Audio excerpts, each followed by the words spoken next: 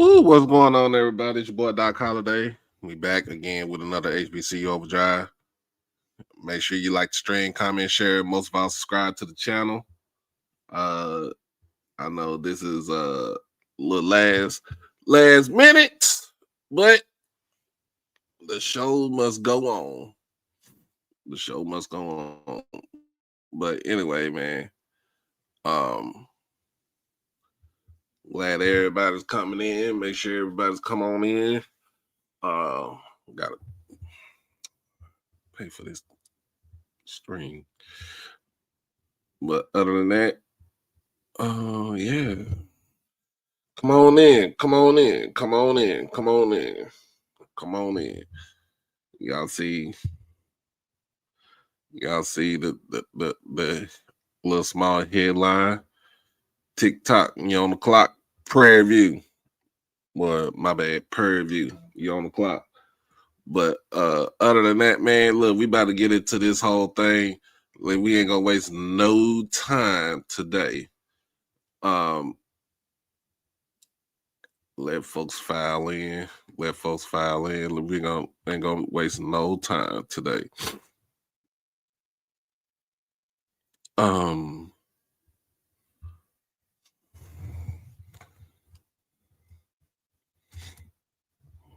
But let me get this.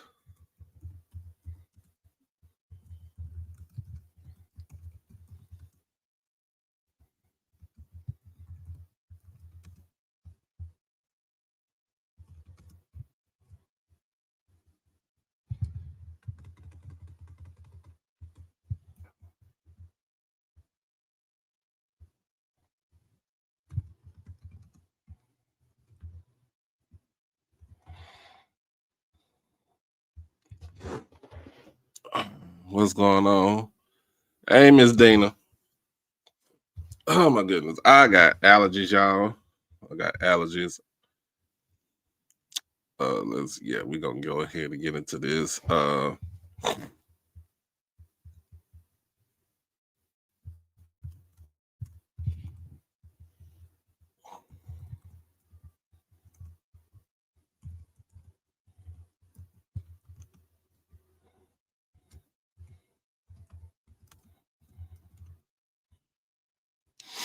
Anyway, let's get into it. We got of course Bayou Classic this week. Also next week we got SWAC championship game next week. And last but not least, we still have coaches that are on the move.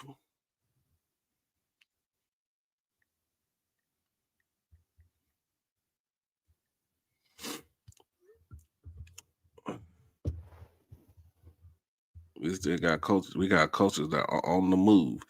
But I can't do no commercial right now. I gotta pay my little thing for StreamYard. So sorry about that, y'all. Sorry about that. Make sure that you like, comment, share, subscribe, and also hit the donation button. Doing this show right before Thanksgiving. So anybody that's on the road, man, make sure y'all don't, if you're on the road, don't watch it. put it on your radio, in the car radio, and just listen to it. Appreciate you, Miss Natasha. Oh, my sinuses.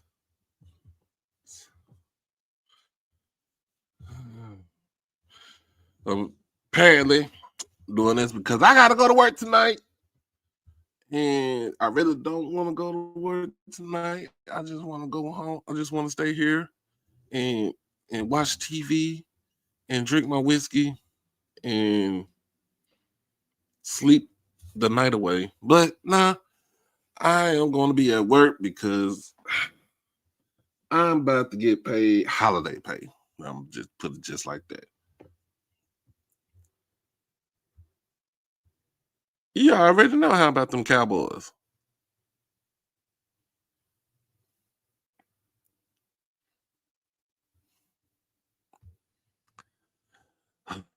All right, now don't get put out the club. But anyway, anyway, we gonna get into this whole thing. First and foremost, we got the Bayou Classic.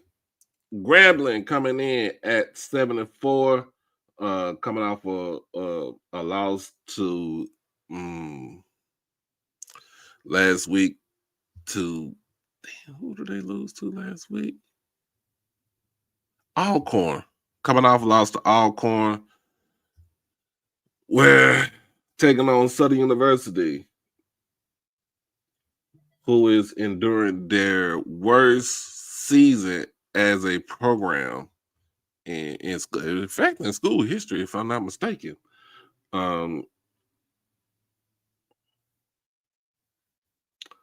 They are coming off of a loss to Texas. I think it was Texas Southern last 2 weeks ago. So going into this Bayou Classic, it is important to both sides because this is going.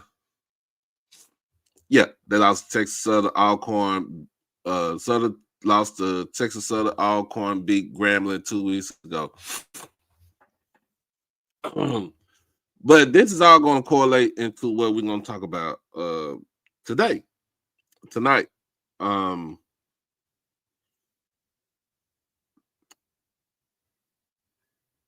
that's what I'm talking about as far as with coaches on the move. So there are a lot of, I want to say there are a lot of openings, but there are openings in HBCU football on all levels. Division 1, Division 2. We don't have a Division 3 program. NAIA. So of course the Hampton job just opened up. Trent Boykin is out as the coach of Hampton University. Also, the Bowie State job has opened. They are moving away from Kyle Jackson, so the Bowie State job is open. Also along with Winston-Salem State.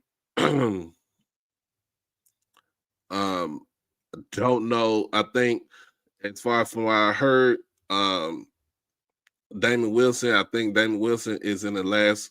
This is his last year of his contract with Morgan, and if I'm not mistaken, this is also might be the last year in contract for Larry Scott and Howard. So we don't know what's going to happen with those two programs right there in the MEAC.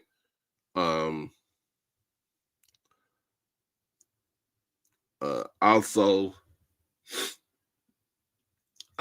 the opening for Langston University has the position for Langston University has opened up as the university have decided to move away from Quentin Morgan as head football coach.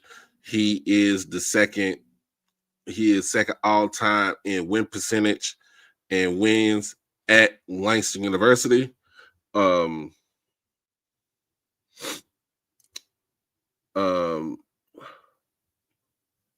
also heard that this is the final. I think this is the final year of Alonzo Hampton's contract at UAPB, and of course with Grambling, they have with Mickey Joseph. I think he had a 2-year deal. Now, if he wins the Bayou Classic on Saturday, does Trevion Scott, Dr. Trevion Scott, does he extend Mickey Joseph at Grambling? And in my honest opinion, I'm gonna be honest with y'all. My honest opinion, I think that Mickey Joseph should be extended. He's building something there at Grambling right now. Last season he went 3. I think he went 3-9, either 3-8, 3-9. This season right now, he's 7-4, and he's on the cusp of winning the Bayou Classic on Saturday. Now,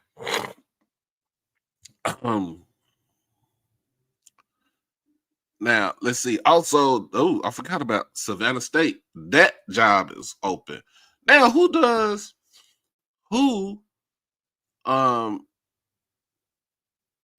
do we talk about as far as going on the move? Who do we talk about that's going on the move? That should move to another school. Now,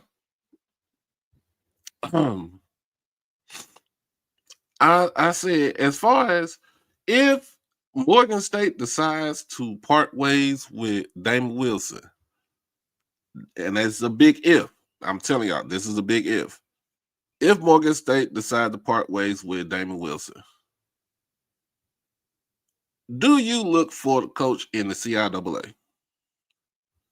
Do you go down to Virginia and try to pluck away Dr.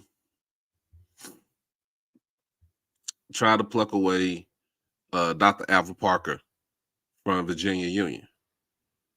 Or do you head down to Charlotte, Queen City, and try to see if you can give Maurice Flowers from Johnson C. Smith a chance? Now, those are the things that you basically ask yourself. Do you go to those two individuals and try to get them to come to your school?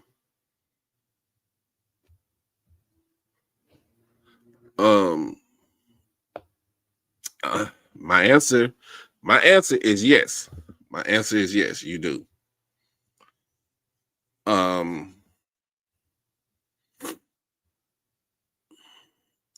I listened to something last night while I was at work, and this, names had just been coming up. I know Trey Oliver's name has came up a lot. I don't think he leaves Central. I don't think he leaves North Carolina Central. I think he stays put. I also think that the school will probably give him a little more in this pocket with an extension. I don't see, of course, Berry's name comes into mind. I don't see him leaving out of South Carolina State. I don't see him leaving Orangeburg. Michael Vick is pretty much going to stay where he's at in Norfolk. He's at home, so he's not going anywhere. And this is his first year. I don't see Deshaun Jackson leaving out of Delaware State. Even if Cal Berkeley, his alma mater, even if Cal Berkeley calls and says, "Hey, we want you to become our head coach," I don't see him leaving there. But I do see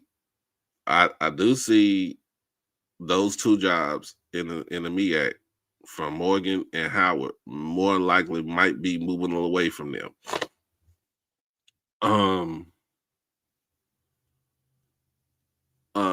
Of course, in the SWAC, don't know what's going to happen with Pine Bluff. We don't know what's going to happen with Grambling. Mississippi Valley, with T-Buck, he's already there. Definitely don't know what's going to happen with FAMU. Bethune-Cookman has solidified with their coach because, of course, he pretty much had a 500 season. He won his homecoming game, and he also won the Florida Classic against FAMU. So I don't think Coach Woody is going anywhere. Also look at Alcorn. Don't know what's going to happen at Alcorn. We just saw Coach Leroy Frederick, aka Coach Fred. You know what I'm saying? Cool guy. He got let go yesterday from Alcorn. So we don't know what's going to happen as far as with these institutions. I'm gonna tell you like this: Alabama State, Dr. Cable, he's going to resign uh, uh, uh, Eddie Robinson Jr. to a contract extension because the simple fact that man came into the game with no coaching experience whatsoever, and in 4 years, the man has won. He has had 4 winning seasons. He has 4 winning seasons. Now, granted that he did not get to the Celebration Bowl or to the SWAC championship game. Of course, this season he was on the cusp of going to the SWAC championship game. But in the day, the man still has uh, uh, a winning season in 4 winning seasons in 4 years is something that you hang your hat on. So you don't get rid of him. Sam Shader's in his first season at Alabama A&M. Chris Dishman. A lot of people say Chris Dishman might be looking somewhere else for Chris Dishman. I don't think he goes anywhere. I think he stays there. The school, Dr. Cavill has alluded that the school is 100% behind Coach Dishman. He might not like doing the coach's call on Monday mornings, but you see with what he got going on that he does like being at Texas Southern. He does like being in Houston. Y'all just need to show up. Of course, we know what's going on in Southern. We'll get ready to talk about that. And Prairie View is a lock. It's a lock. That pretty much is all around the SWAC.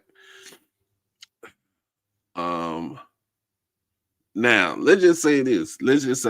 If FAMU decided to move away from James Colsey, a lot of people say, well, Quinn Graney is the next person up from Albany State.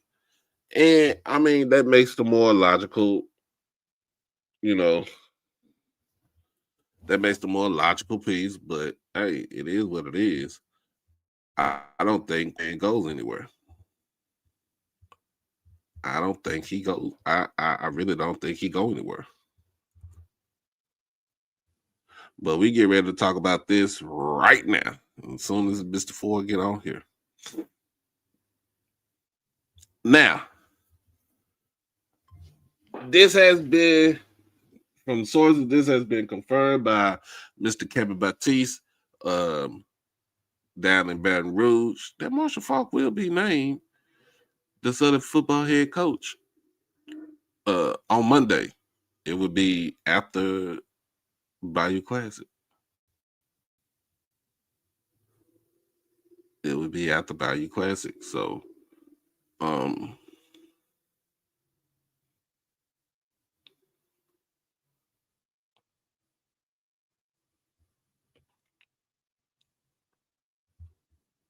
let wait for Mr. Ford to get on here. So, what do we know? What do we know about Marshall Faulk? What do we know about Marshall Faulk? We do know that, of course, Marshall Faulk is 101, straight out of New Orleans. George Washington Carver High School in New Orleans.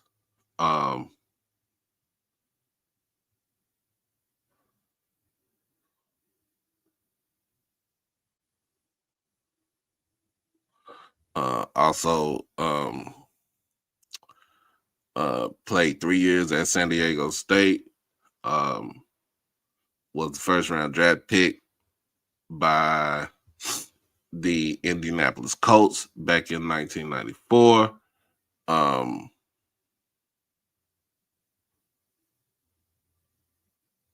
moved on from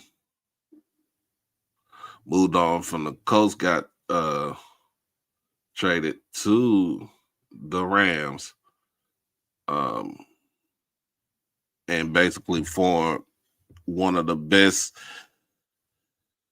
offense, one of the best offenses in National Football League history, and the greatest show on turf. And this is when they was in St. Louis. Um, and that's when you really saw Marshall Faulk. Um, you really saw him shine in the NFL as an all-purpose back.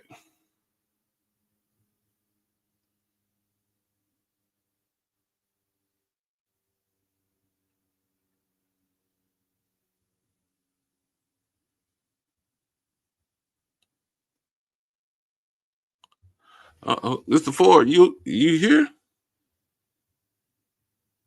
Let me see if I can send.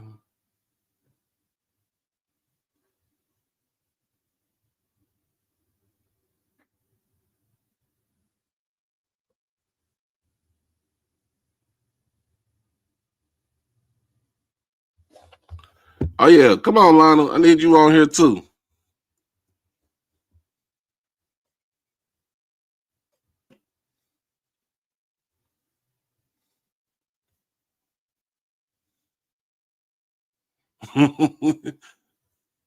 Come on, PV folks. I need y'all on here too.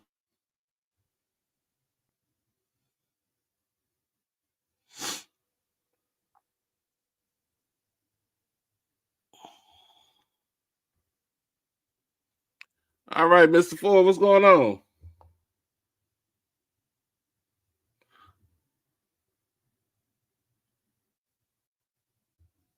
Uh-oh.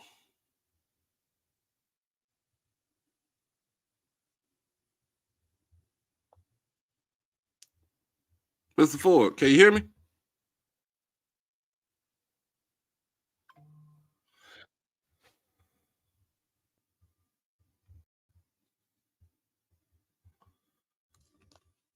Yes, sir. What's going on, Lionel?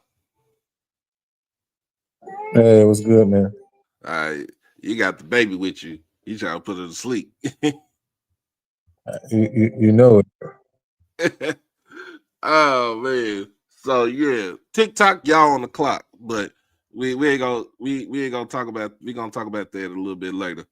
We gonna but anyway, man, what do you think as far as with this hire, and what do you think is gonna mean for Southern University? In your honest opinion, y'all the rivals to them. I think they should have prayed that he asked for too much money and that they went after. Now, whether Oliver would have came or not, I don't know, right? But if you had a shot to get Trey Oliver, I don't even know what discussion we having, right? And then, even if you going for a Fobbs or the guy Taylor from West Georgia, these are guys who have proven track records, right? We've gone Right. through our experience of having first time head coaches. Not that they were, I want to say that they're bad coaches or whatever you want to call it, right? At the end of the day, people look at Dooley how they look at him. You know, he won us the division, got to the SWAC championship game. Willie wasn't able to get us there, but I obviously saw what Willie Simmons became. But every coach got to go through that, right? Every coach Right. has to go through their bumps and bruises, their ups and downs, their learning experiences. Is something about having experience. That's just what it is. Marshall Faulk can end up being a great head coach, into his future, but he gonna go through his bumps and bruises in his first head coaching job. It's normal. That's just what happens. It's not, what I'm saying? It's just what happens, right? Deshaun Jackson is an outlier, right? That's a complete outlier for somebody to come in first head coaching job and they just you know, They blow just up. impress. Yeah, to do something like that. That's just not a normal thing. That's one out of every thousand type of thing, right? So the truth is he's gonna have his bumps and bruises. He's gonna go through his ups and downs and his having to figure it out. So to me, they had to me, I think they had better options, right? You know what I mean? Because I think it's going to take one is also going to take some time. So and Southern people aren't patient, which is why they're a crumbling dynasty in the first place, right? Because they're not patient. But it is what it is, man. So I think they're going to be right here again in 3 years, and they maybe at that time will be ready, depending on kind of how the atmosphere is in the head coaching space. They may be ready to sell on a guy who's maybe bland or boring, but has shown that he can win games, right? It just depends, right, on if they want to try to throw money at the problem or if they actually want to do the work to actually deal with the issue. You know what I'm saying? So that's my thoughts on it. Yeah. I mean, I don't know how many years they're gonna give him. I mean, they probably give him a 4-year deal. Give him give him a 4-year deal and see what he can do. I would have, hey, Mr. Mickens, I would have thrown the kitchen sink at Trey Oliver, try to get him, out of Durham to come back to Baton Rouge to be the head coach at Southern University.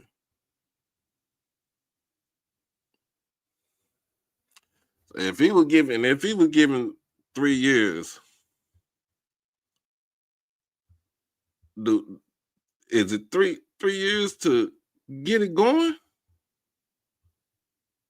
I think it's 3, and they said it's there's an option year, but I'm not sure if that option is an option on Southern side or on Fox side. So I'm not, the details of it will probably come out maybe on Monday. Monday.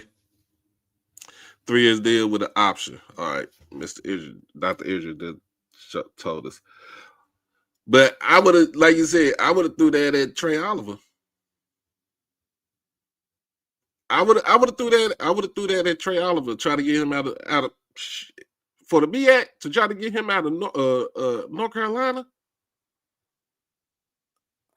I mean, I would have gave him the whole world. But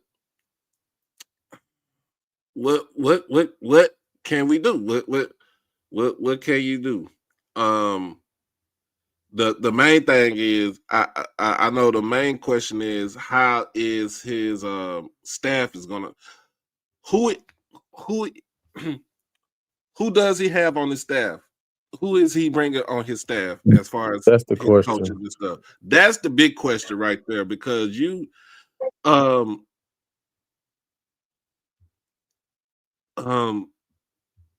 you saw with Dion, and it's really all that's what it is. It's the splash higher. You know what I'm saying? Like I said this. Do you really for Southern? Do you want to win, or do you just want to have butts in the seats? Which you don't have no issue with trying to put folks in the seats, but do you really want to win? Like this is an outlier. He's not a Southern guy. I mean, he's from New Orleans. He's from the area, but he's not a Southern guy. The last time they hired a non-Southern guy was Pete Richardson. I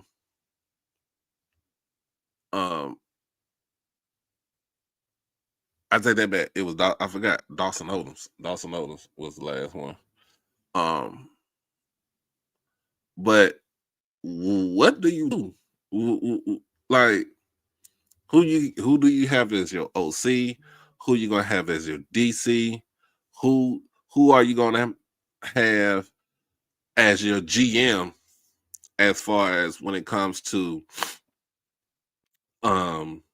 making, you know what I'm saying, making football, the roster, the football decisions.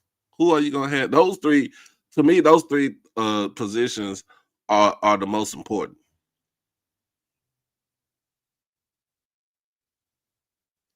Where's your recruiting? Where's your what is going to be your recruiting footprint? Are you just gonna go straight after New Orleans kids? Are you gonna go for your Baton Rouge? Are you gonna go South Louisiana? Are you gonna go back? Are you gonna go into southern, Mississippi coast? Are you gonna go into Texas? Are you gonna go up North Louisiana? Are you gonna creep into Arkansas? What is going to be your footprint? Your recruiting ground footprint. What is going to be your parameters when it comes to recruiting? That's the main, to me, that's my main question right there. What is going to be your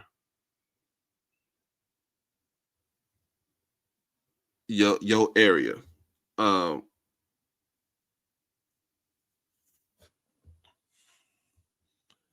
And the thing about it, the next thing about it is, of course, Southern has won the last couple of years, Bayou Classics in a couple of years. Can you continue doing that? Can you win your homecoming game? And the main question is, can you beat Jackson State, who has been a thorn, who's basically been a thorn in your damn side for the last 6 times since 2020, since fall 2021. Since fall 2021.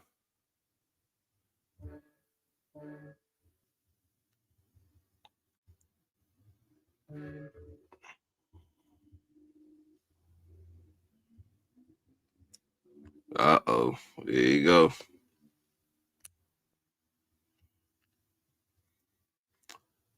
Southern could have thought outside, this is something that I listened to last night. And I listened to Scotty last night. But I mean, this is outside of the box. But I would have did way outside of the box. Like,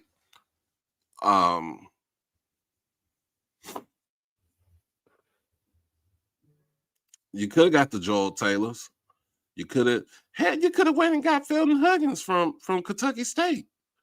You could have got Maurice Flowers from Johnson C. Smith. But I don't think he wanted to deal with that. You could have got Teddy Keaton, I think, and Teddy Keaton has the knack, but he also has the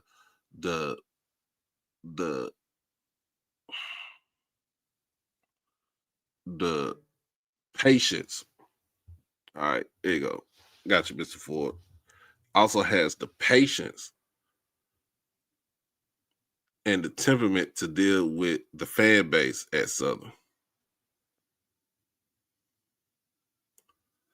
I mean, why wouldn't Trey Oliver lead Durham? I'm just saying. What is in Durham? What to me? What is in Durham?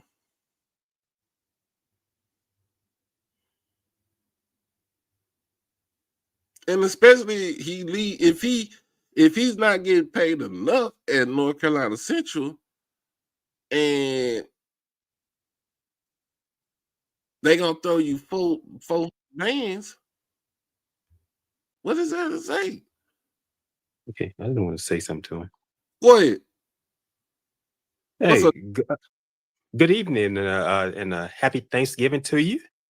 Same to you. Oh, forgot your birthday was yesterday, man. Happy birthday, It sure was, man. Yeah, I hit 50 yesterday. Man, the big 5-0, y'all, man. Drop happy birthday in the chat. And that's something. I'm looking at it on the screen. I know out of respect for Mr. Ford and Lionel Mosby, I thought, but I saw this on the screen. I said, wait a minute, this is what we're getting here. I just happen to be seeing this. All right, here you go.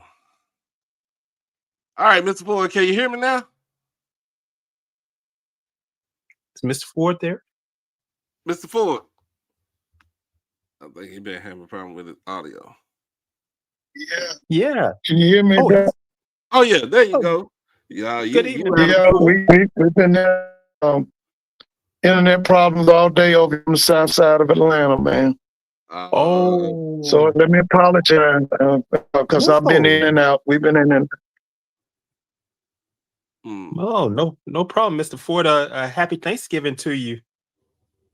oh yeah. Oh yeah. Same to you and Doc, to all your followers. I hope they enjoy the holidays and yeah, everything's good. Oh yeah. I was just he dropped off. The internet messing up. But yeah. I don't think you if you're gonna get Dr. Alvin Parker to leave Virginia Union, you throwing that 400,000 in his face. You don't give him less money. He on the Division II level. He's already making less money. He's probably only making what maybe 100,000 or so. Just like thank you, everyone, for those birthday wishes. Yes. All right. But for 400,000 and to have an option, come on, for 3 years, 400,000 have an option. Yes, you bring him. You can get him to Baton Rouge. But does he have the temperament to deal with that? I've been saying it. I don't even think you give him 275,000. Hey, Doc, and you know what just happened at that same place? They just let go of the president, Dr. Dennis Shields. I just saw the Dr. report Dennis today. Shields, the assistant president. Yeah. Boy, it's chaos down there. But I'm just saying, if you gonna get Dr. Alvin Parker, or you gonna get Maurice Flowers, or you can get Felton Huggins, you can get Joel Taylor. I mean, anything that's on the D2 level, you're gonna give them at least $350,000 to $400,000. Some good coaches on that level, man. I noticed what they've been doing. Those are some great coaches. Not good, great coaches. Yeah. So can you hear me, Mr. Ford? Or internet still? I think internet. He told me, I heard him saying that area is having some problems where he lives. Do you because either way it goes, folks at Southern, like we talked about this the other day, the folks at Southern are impatient, just like at Jackson State. Yeah, just thank like you, Lady T. Thank you, G Boom. Yes. Just like at Jackson State, just like at Grambling, just like at FAMU, just what's another school? North Carolina A&T. That's a tough place. Like that's a tough place. Like Grambling's gotten like that now, man. Grambling like that, but it's gotten like that. Yeah. Did the governor approve this hire? The governor ain't got nothing to do with the governor. Don't deal with black people. He's so worried about LSU. And he's not even a graduate of LSU. He's a graduate of University of Louisiana Lafayette when it was USL, University of Southwestern Louisiana. Yeah. He's not worried about I know about him too well. Yeah, Landry is not worried about no No, Southern I'm right here in the University or no I'm right here Grambling. in the state right now. I know what kind of personality he is. I remember he was state attorney general. He's terrible. That's why I said he a crackhead. Oh, he's crazy. He's from right there in St. Martin, down there in St. Martinville, Louisiana, right there in St. Martin Parish. And by the way, the guy is the head band director at Alcorn, right there in Macy's Thanksgiving Day Parade. Elvis Martin he used to be band director there in that town at St. Martinville High School. He had a great marching band before he took that Alcorn job as assistant. Now he's head. I didn't mean to go off subject, but yeah, but that's what Jeff Landry is from, St. Martinville, Louisiana. That's in southwestern Louisiana, all in that area. How many games would they expect a rookie coach to win in year one? That's a great question. That's another good question. How about Great this? question. When Deion got the job at Jackson State, how many games did y'all predict that Deion was going to win? I'll wait. I did not make a prediction. It shocked me when he became head coach. It was I had to believe it, to see it to believe it. That's why I'm about like this was just what you have on the screen. Mm-hmm. Like how many games? And this we talking about COVID. We talk about COVID year. We talk about the spring season. The man won 4 games the spring season, and one of the games he won was a forfeit from Alcorn because they had COVID. Yeah. And they couldn't get trainers nor a sprint get coach. nothing down there. Yeah, they couldn't get nothing down there. So so that the same thing. I'm gonna say it like this. Same thing with Eddie Robinson Jr. When he got hired at Alabama State. How many games did we say that they were going to win in year one? This man was just coming out of real estate. I didn't know what he was going to do. The man won 7 games his first season. Yeah. That was 7 games. I knew it surprised a lot of people. He's winning these many games. But you know what though? It didn't surprise me because of the simple fact that he already had took over something that was already established. Yeah, because Downhill Ailey was there before him, right? Yeah. So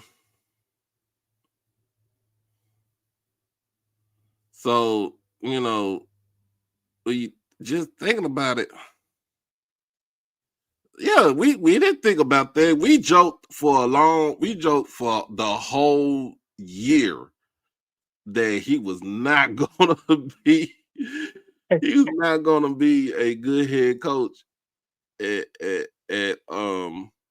Alabama State. Okay, so his first season he won 60 games.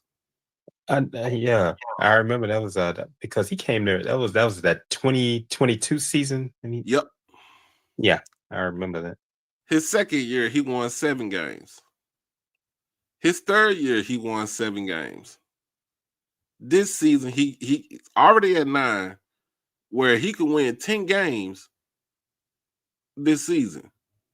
It'd be first time in a minute that Bama State has won 10 games in a season. Been a while. So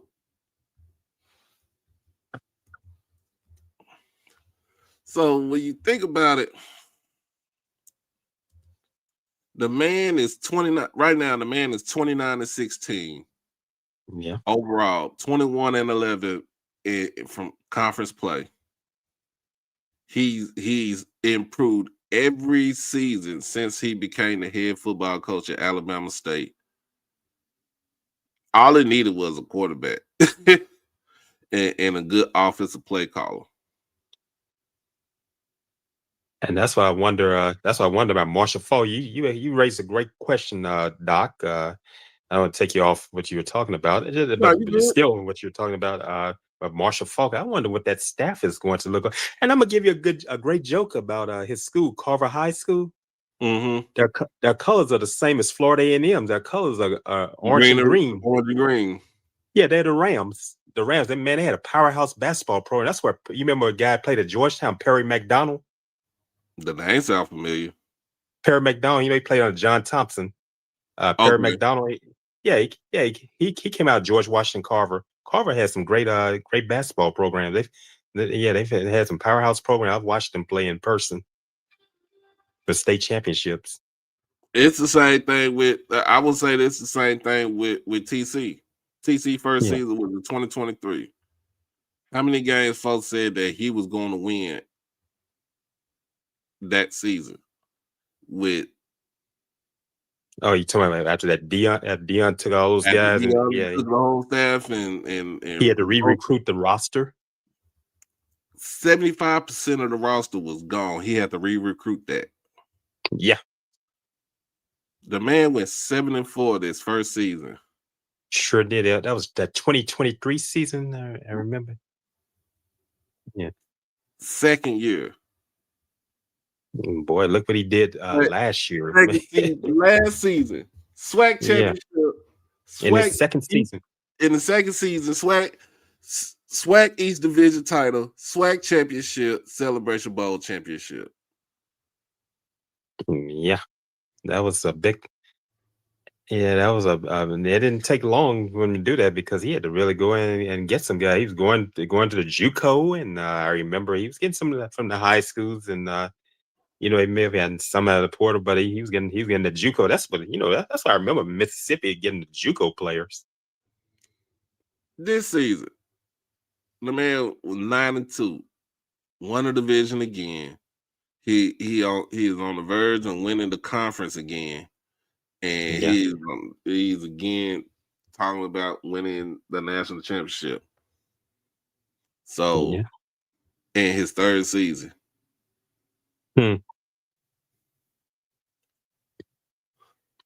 Yeah, I look at him. He beefed up the line. I saw a better offensive line under him than I had seen under Dion. He really beefed that line up. Man, that's why I was looking at them in these games how aggressive they are. That's what shocked me. That's what shocked me when Grambling beat them because I told my parents. I said I've been watching Jackson State and I said they're loaded. Then he had to go and then he had to hire his own staff. And just think about this. He hires his own staff. He did a major overhaul on his staff the first season. After his first season. Jonathan Bradley goes. He's gone to another school. Coach J.O., offensive line coach, he's gone. Maurice Harris, he leaves to go to Auburn with Hugh Freeze. Auburn. Sure did.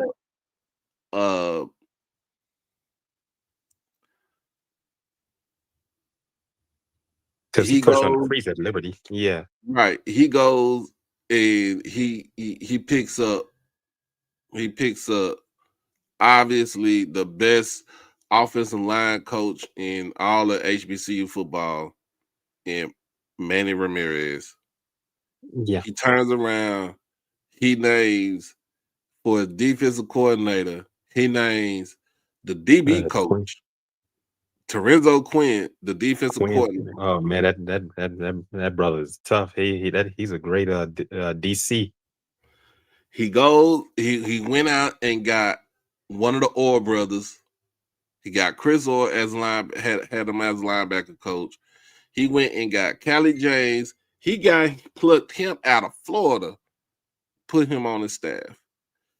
He moved Mario Magana, who was an assistant DB coach, moved him into the regular DB coach spot. He goes and gets Javancy Jones out of the high school ranks. I watched him play at Jackson State. Javancy Jones, yeah. He gets him out of the high school ranks in Mississippi and makes him the outside linebacker coach and special teams coordinator. And yes, he goes. The main thing was strength and conditioning. He goes and gets Coach Beef, Coach Beef. Jalen Yeah, that's Watson, gets him yeah. out of Texas Tech. That's where he was and working at Texas Tech. He He sure working at was. Texas Tech and brings him to Jackson, Mississippi. It's other it's other people that he went and got up out of there. He gets Aaron Jackson. Yeah, he was building it up. Yeah, he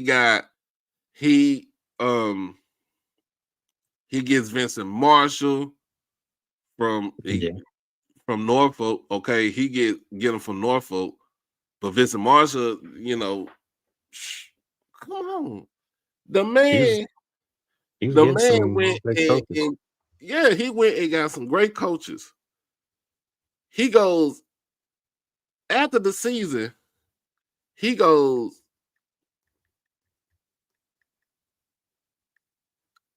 Callie James goes to Western Kentucky. Chris Orr goes to what? He goes to Baylor.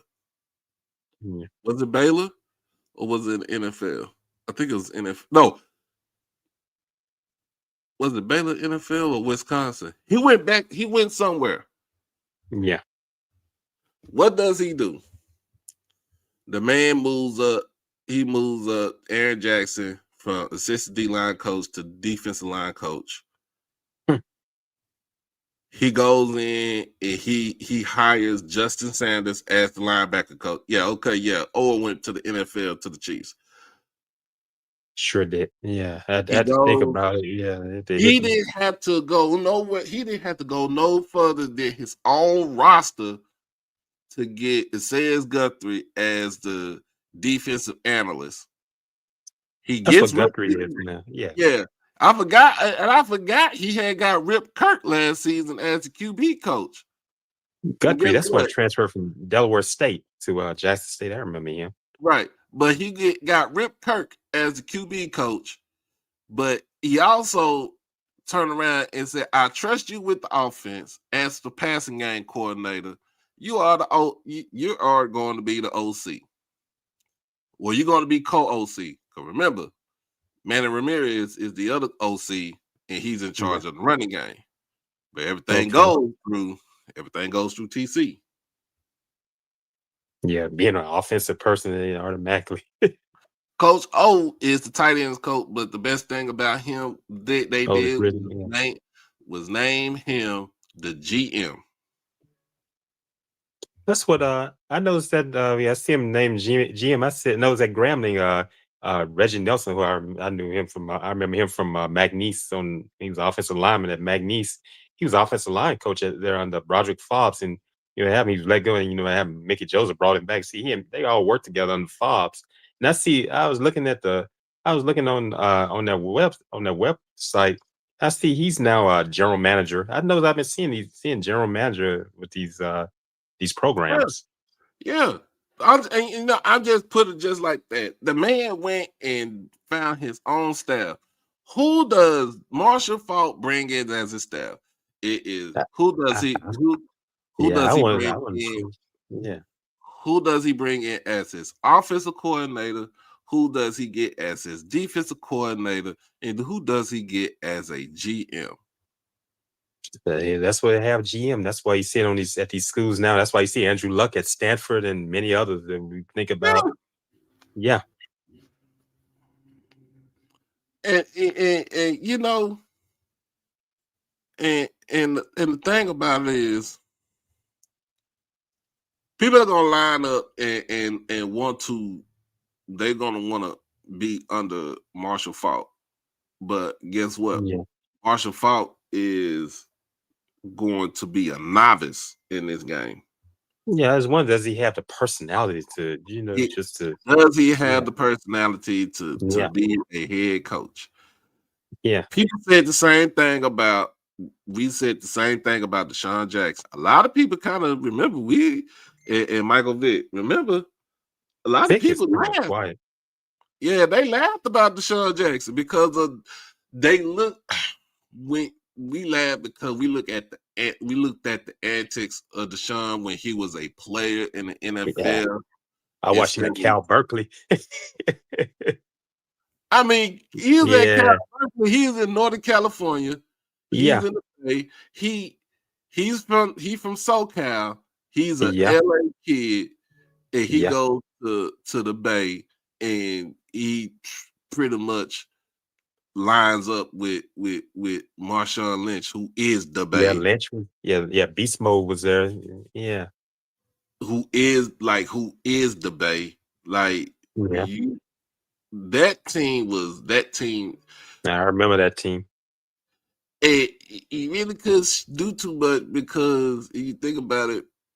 Remember, Cal Berkeley is all progressive. Is really progressive. Oh yeah, progressive. Think about the 60s. Think about the Vietnam protests and all those things that took place. Yeah. So when you think about it, people laughed at the antics. Him dropping the ball before he entered the end zone. The place that produced Chuck Muncie. Chuck Muncie, he was in the 70s. Yeah. You think about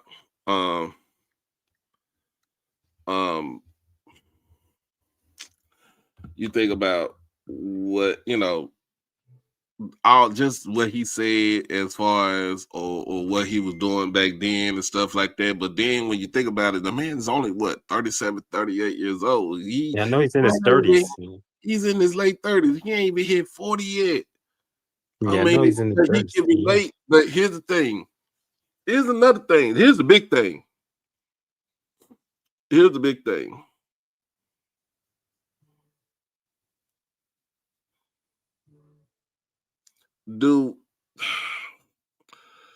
As much as we had laughed at it and stuff like that, Deshaun Jackson could relate to these kids. Yeah. TC Taylor can relate to the kids. He can. Eddie Robinson Jr. can relate to the kids. Mickey Joseph, as much as we talk, I know. Yeah. He can relate to the kids because of how he grew up. Tremaine Jackson. Yeah, he grew up right there in Marrero, right across on the West Bank from New Orleans. Tremaine Jackson can relate to these kids because of where he grew up at. From Northside Houston, Acres Homes. Like can Marshall Faulk relate to these kids now? I mean, he's been away from the Ninth Ward for so long. You're right. That's a great question. Being that he was the running backs coach at Colorado, and he was relating to a position, but can he do it with 100 pit bulls on a leash? That's what I call them. I was surprised that they even looked at it because what happened? The people in New Orleans, the residents of New Orleans, that talking about Marshall Faulk said that Faulk didn't even really, they really mess with New Orleans that much. And once those natives down there, the people that still live down, they said he didn't fool New Orleans. I mean, of course, nobody. Once you leave up out of there, you're not gonna spin the block. He came out of the Ninth Ward, man. He came out of one of the toughest areas of the city. But can he? It's all about who does he get as his staff. Came out Desire Project, Now, don't sleep on Coach Flea, because when Coach Flea was at Howard and he ran the way he ran the offense, they were pretty much good when he was at Howard as offense. He just couldn't get Harold. He just couldn't get the wins together. I don't think Coach Flea leaving. He's not leaving Dion. Oh no. Yeah, to my Flea Harold. Dion. That's Dion is almost his meal ticket. Like for real. Jay Walker's teammate from Howard. I remember him. Mm-hmm. I mean, Now, I'm gonna say this,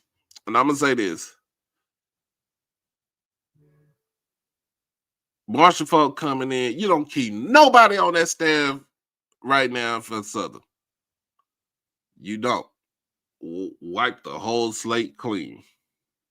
Wipe it clean. Wipe it clean. You don't keep nobody on that staff. On that current staff right now. You don't keep nobody there. They probably already putting their resumes out there somewhere. Yeah, those guys are now just trying to finish the Bayou Classic.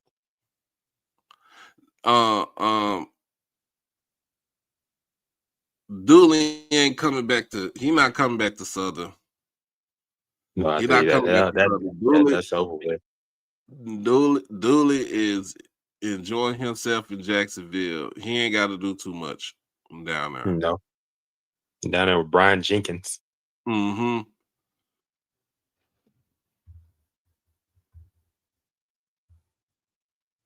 All right. Mr. Ford back. Can we hear you, Mr. Ford? Uh-oh. Can we hear you? Yeah, can you hear me? Yeah. Oh, I hear you, Mr. Ford. Yeah, I got all kind of problems tonight, man. It said he will bring Marshall Falk would bring somebody from Colorado. I don't think he would. No. Yeah, those people are so devoted to Dion. You gotta go through Dion. Yeah, those guys. Supposedly he's gonna bring Ryan Lewis, isn't he? Oh, you talking about the one who used to be at Alabama State that ended up going to University of Alabama, Birmingham? You know, Ryan Lewis was Uh-oh. You can barely hear you, Mr. Ford. I'm saying he's supposedly gonna bring Ryan Lewis. Can you hear me? You going in and out. But Ryan Lewis as a defensive coordinator, yes, Ryan Lewis. That's good. Yeah, because Trent Diffler got terminated. Who do you bring in as an offensive coordinator? Okay. Offensive coordinator. Don't forget offensive line. Can't do nothing on offense unless you got line. Got line. Uh-oh.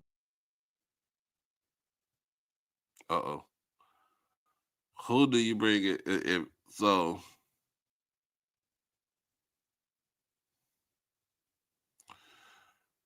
Who do you bring in as an offensive coordinator? If he goes, like I said, if he goes after Ryan Lewis as defensive coordinator, that's a good start right there. Ryan Lewis, yeah, because Trent Dilfer is gone now. He can be looking for a job, and that just be the time to bring him in.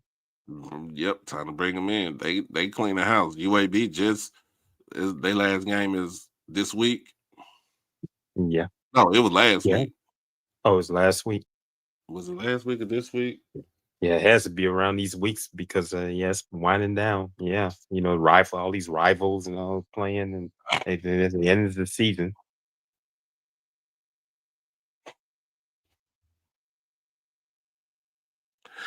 I mean, they didn't even have a good offensive line. I mean, and he brought in, I think, who he bring as O-line coach? Dion brought an O-line coach. It was Phil Loholt. Now he go and they had brought in Andre Gerard. It's funny thing about that. I went to school with his sister.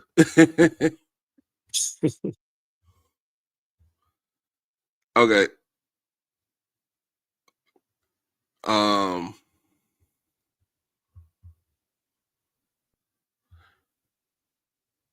They said Coach Flea is at Wyoming.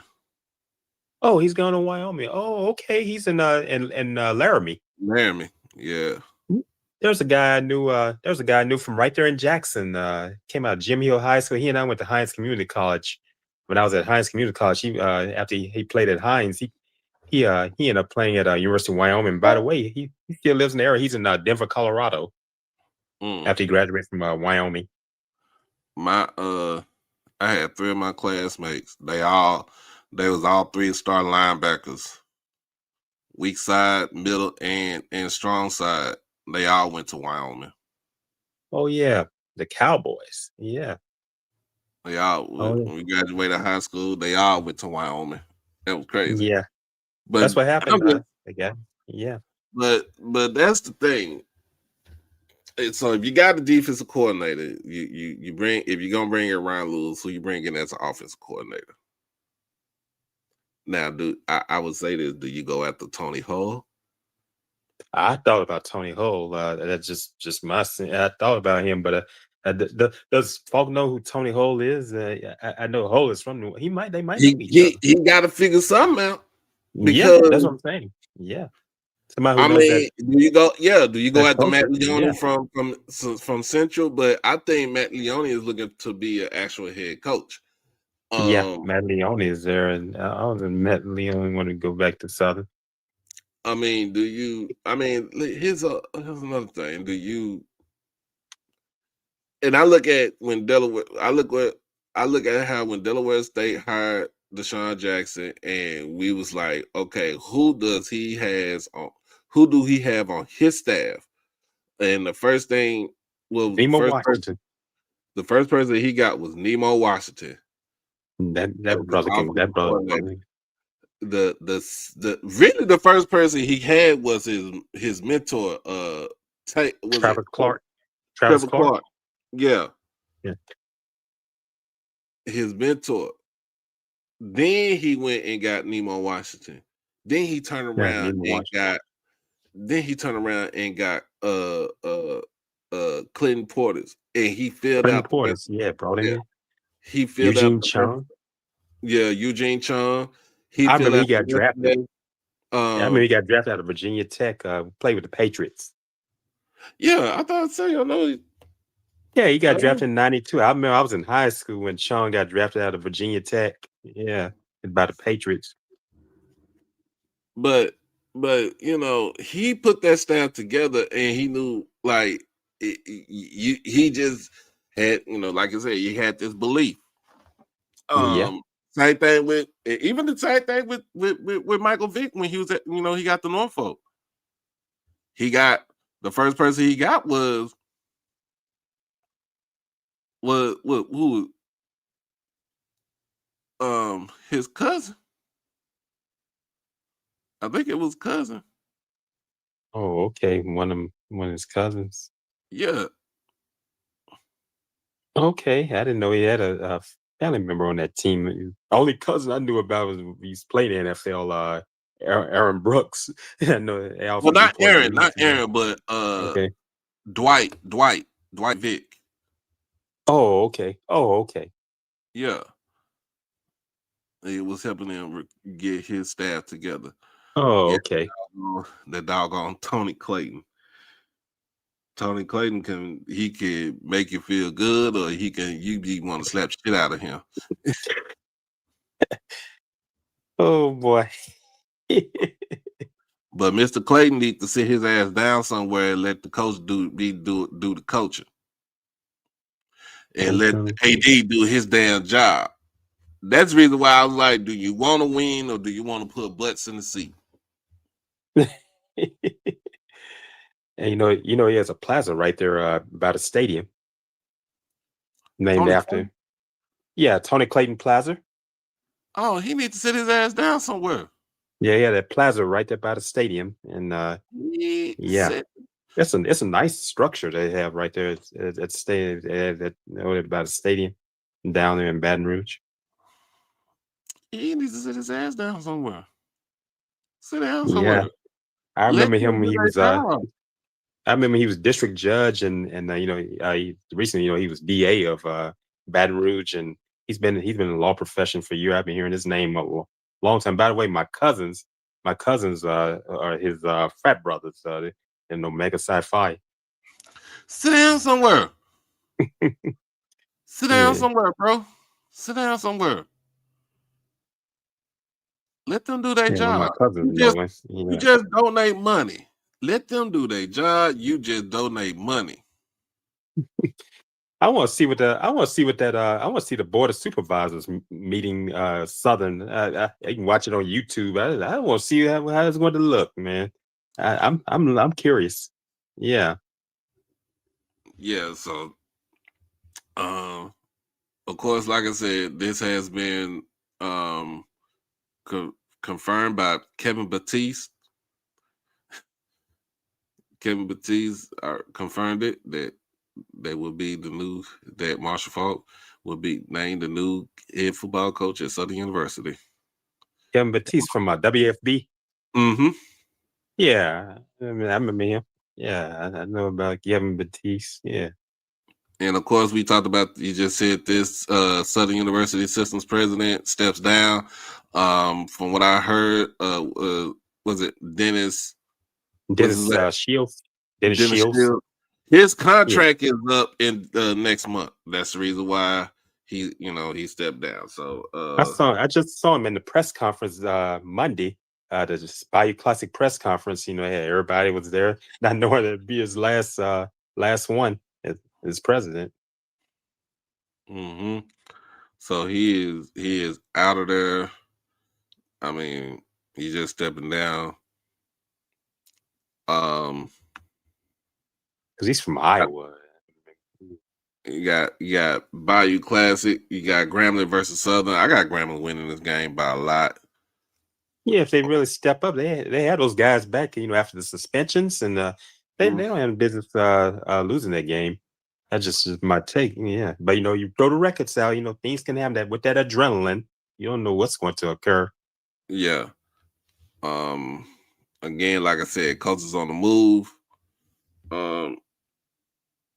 Word on the street is that I think Morgan State, David Wilson only had a 3-year deal at Morgan State, so it's the last year of the deal.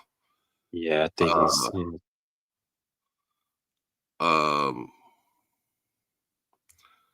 Also, word on the street, I think it was the last year of the deal for what's that? Oh, Alonzo Hampton at Pine Bluff. Alonzo Hampton.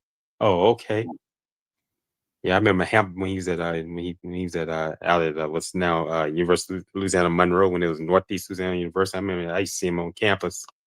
We all came around the same time. Yeah.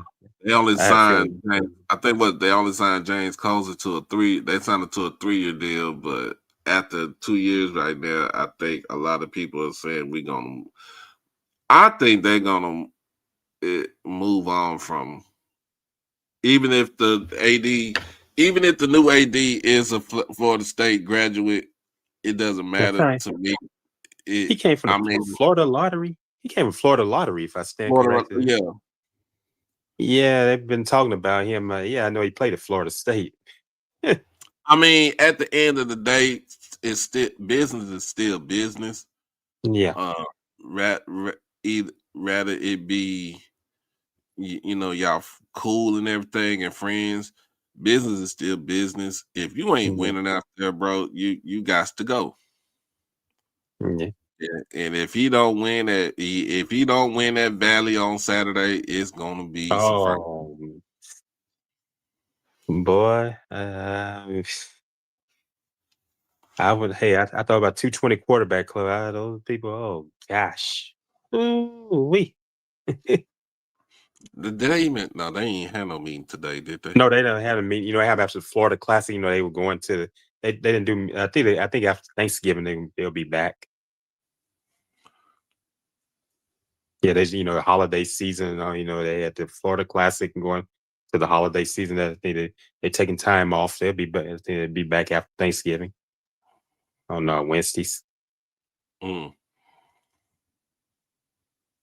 gonna tell you just like this. Everybody said that they get rid of Cozy. He's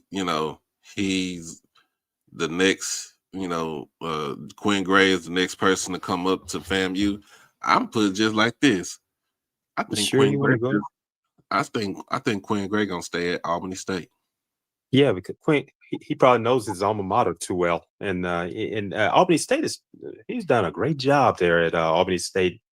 And I'm looking at that program and looking at what they've done, and looking at what Benedict has done, and Albany State is quite competitive. Look, they gave FAMU a tough time this season. Mm-hmm. So And they lost the game. Yeah. I don't think Quinn Gray goes nowhere. I think he stays at Albany. And yeah, that's Mr. Ford's family legacy, Albany State, and they have a quality program. They're in Albany, Georgia. Ashley Romeo, I'm gonna tell you like this. Terrell Buckley, I don't consider him as a celebrity coach. No, he's not a celebrity. No, He's he not was a great NFL. No, he's not celebrity. No, he was a great NFL player, and but no, he's not celebrity. And you know, Ham, this is not the first time they have a Pro Football Hall of Famer as a head coach. Go back and look at Larry Little. Larry Little coached at his alma mater. I remember when he coached there. Yeah, played on the 72 undefeated Miami Dolphins Super Bowl championship team, and they won 3 championships during that time under Don Shula. He was on those teams. I don't consider. I mean, people consider Michael Vick a celebrity. I don't. To me, this is just my opinion. No, he's not a celebrity. No. Michael Vick. None of those coaches for these schools, none of these coaches are celebrity coaches. No. Because the only reason why you'll say Michael Vick is because his status was in question when he went. Oh yeah. I mean, no, he wasn't a celebrity. We seen him play on TV, but and everything. I watched him back at Virginia Tech. And if you really think about it, every head football coach, most of them played some sort of game on when they were in a collegiate level and in the NFL on a professional level. We seen them on TV and stuff like that, but at the end of the day, I don't consider them no celebrity coach. I don't consider celebrity. I don't consider Deshaun Jackson a celebrity coach. No, he was just in the news a lot for some of the wrong reasons, but I still don't consider him as a celebrity coach. Michael Vick was just another thing. Was on is another issue because. Yeah, his name was real big, and he was the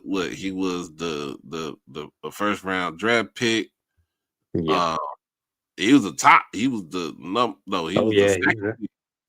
because he played on 2 seasons at Virginia Tech, if I stand corrected. Yep. Yeah, I remember that. He was quite athletic. I still don't consider him a celebrity coach. No. A celebrity. And that's why Deshaun Jackson, he need to kind of cool it. He had Cam Newton made a remark about the Graham Bethune-Cookman fight. I'm like, hey, Deshaun, think about where you were. Where we were just talking about you had in some trouble there, brother. And when I say it like that, you better be talking about ghetto. Look how people look at you. But I'm gonna be honest with you. Yeah, I'm gonna be honest with you. I understood where Deshaun Jackson was coming from with the statement. Yeah. Now, but look at where he came from. Look at how people view him. But that's what I'm saying. I understood where he came from, where he was saying with that statement. And he put himself where he came from. He used himself as an example where he came from. And he's like, yeah, I grew up in a gang-infested environment. He sure did. So and that's what he was saying. That's how he kind of put himself in there. Yeah. Was the timing bad? Yes, it was. It was very bad. It was bad. And he went to Cal. Hey, Cal and Stanford. Cal and Stanford. Yeah, they're strong academic schools, but that rivalry is strong out there. Yeah, even with the hippies culture. Yeah, a lot of kids from where we from the hood and stuff, they go to schools like that. Richard Sherman from South Central, and he went to Stanford. And went to Stanford. Hey, Yeah, Think about Chuck Muncie. When he was from New Jersey, going to Cal Berkeley, and I don't think Muncie was not that he wasn't no scholar. They said what they talk about. He really wasn't a scholar. He came in. He was a great football player, man, a power back. He played with the Saints and the Chargers. May he rest in peace. look at Beast Mode. Beast Mode from East Oakland. Yeah, from East Oakland, That's man, Beast Mode. Yeah, that's the hood. that's the I hood know where he that. came from. Yeah, he said He you used to came from live the out there. yeah, he used to Yeah, live out there. He from the projects. yeah. Damon Lillard is from the projects in East East Oakland. That's Oakland. why MC Hammer and Too Short grew up in that area. Yeah, Yeah, yeah. I mean, I know about. I used to. yeah. You lived out there. I lived out there. I used to ride out there. Yeah, Yeah.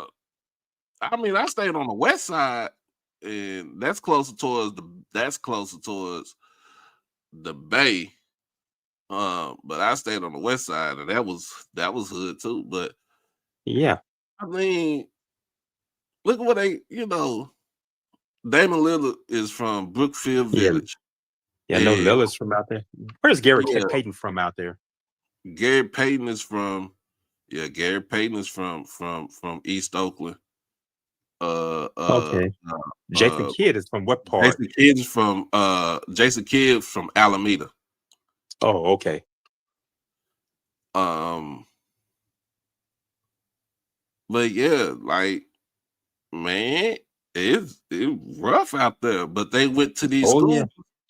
They went to They the went to camp. They went to they went school because uh Damon Lillard went to Weber State. Weber State in Ogden, Utah. Yeah, that was a big difference in worlds. That's why I said that's why I'm like, when you get yourself out of the environment, Yeah, and wherever you go, you either gonna adapt or you're gonna perish. That's yeah, why I'm like, with me, I put myself as an example. With me, coming from Oak Cliff, which is the yeah. hood, Oh, I know and about South Oak Cliff. well, I'm not from South Oak Cliff. I'm from East Side. I'm from East Oak Oh, Cliff. East Oak Cliff. Okay. Mhm. Yeah. I'm from East Oak Cliff, Cedar Crest. I'm from where Kenyon Martin is from. Okay, yeah, Kenny from Cincinnati, University of Cincinnati. And by the way, guy Mhm. from here, he's passed on. He and my dad used to play music together. My father played in the band with his brother. They were both band directors. By the way, he was band director at South Oak Cliff after being band Mm, director here at Richwood High School, the school that Sammy White went to. And he was band director out at South Oak Cliff. A guy named Richard Zimmery Johnson. He's passed on. mm. He was band director at South Oak Cliff. I know a lot of people out there knew him from of a certain age. Yeah, the old, yeah, and that's our age right there. Yes, for us, yeah. But when I got to school, I knew how to adapt. And you adapt to you adapt to a certain situation. You adapt to your Yeah. environment. Yeah. Even me moving here to Irving. I I've say been to Irving. Urban. I say Irving ain't no different than being in Dallas, but Urban, I that's the had, Cowboys' old stomping ground. Yeah. mhm, I had to learn how to adapt because it's different being out here. It is. It just is. It's different being out here, but at the same time, things like that. What he said, I Yeah. understood what he said. I'm Yeah. just Yeah. one of those people where I really don't get bent out of shape when somebody says something until you Yeah. actually listen and get the Yeah. full gist of it. But like I said, what he said, it was. Yeah. I You mean, have to be careful. what he said, he knew what he said. Was it bad timing? It was bad timing. I think it And was just the timing of it. yeah, you have to be careful because he's coaching at an HBC. He felt he's just pointing out HBCUs, And like I said, where he I came mean, from, Cal and Stanford, that's a man. That's that rivalry out there. That they might be scholars and all, but you said right. you know how But that I think the rivalry reason is. why Yeah, he said it, and I think the reason why they said it was because they're you going have to to put watch that, that. Yeah. yeah, they're going to put that microscope on top of us because they Yes. always do it. They always lump all of us together, and it's not like that. That's the reason He why and he said Cam Newton. Yeah. Yeah. Cam Newton. Yeah. I mean, people. We talk about people. We put people's past. Yes, we knew Cam Newton stole the laptop and stuff like that. That's the reason why I got. Oh yeah, that was at University of Florida. Yeah. Yeah. Um. Everybody talk about with Clinton Portis. Yes, he went to jail. He went to Yeah. He prison. has some Yeah, he trouble. went to federal. He served federal time, Yeah. and because he was not getting paid enough on his pension. And NFL you know pension. what? And that's something that how it work. Hey, Doc, it's something. A lot of those guys like that. What happened when they end up coaching. Look at where they have come to the HBCUs to get their jobs coaching, their head coaching jobs. You just think So about that. Yeah. I mean, just when you think about it, just you put it in that perspective. Like you just gotta read between the lines and not use emotion out of it. Yeah. That's the Yeah. whole thing. Um, but I would say this. Uh, MEAC Coach of the Year is Chennisberry for the second year in a row. I Of saw course, that. he's won. He's undefeated in the conference in his 2 years at South Carolina State. He's going to the Celebration Bowl. But I'm gonna say this: they got that wrong. They got it wrong. Deshaun Jackson should have been the head. He should have been the Coach of the Year in the MEAC. That's who I should. That's who if I was in this, that's who I would have selected. Deshaun Jackson. Because look Deshaun at what he has done. Jackson. Deshaun Jackson they won 2 games in 2 years at Dell Yeah. State, and he ended up winning 8 games, a whole quarter away from going to the Celebration Bowl.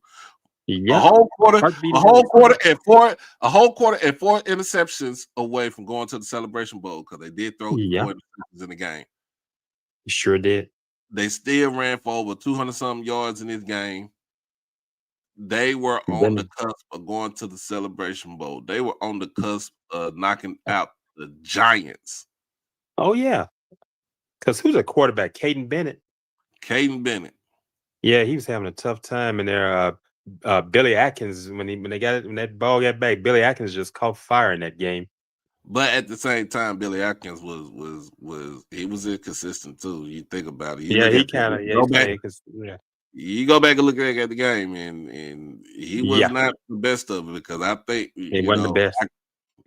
like I said, Dell State's defense has soon as conference play turned over, their defense had basically ratchet down.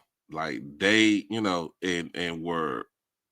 they were holding folks to, especially the run defense. The run defense Yeah, they were holding folks on yeah, run defense.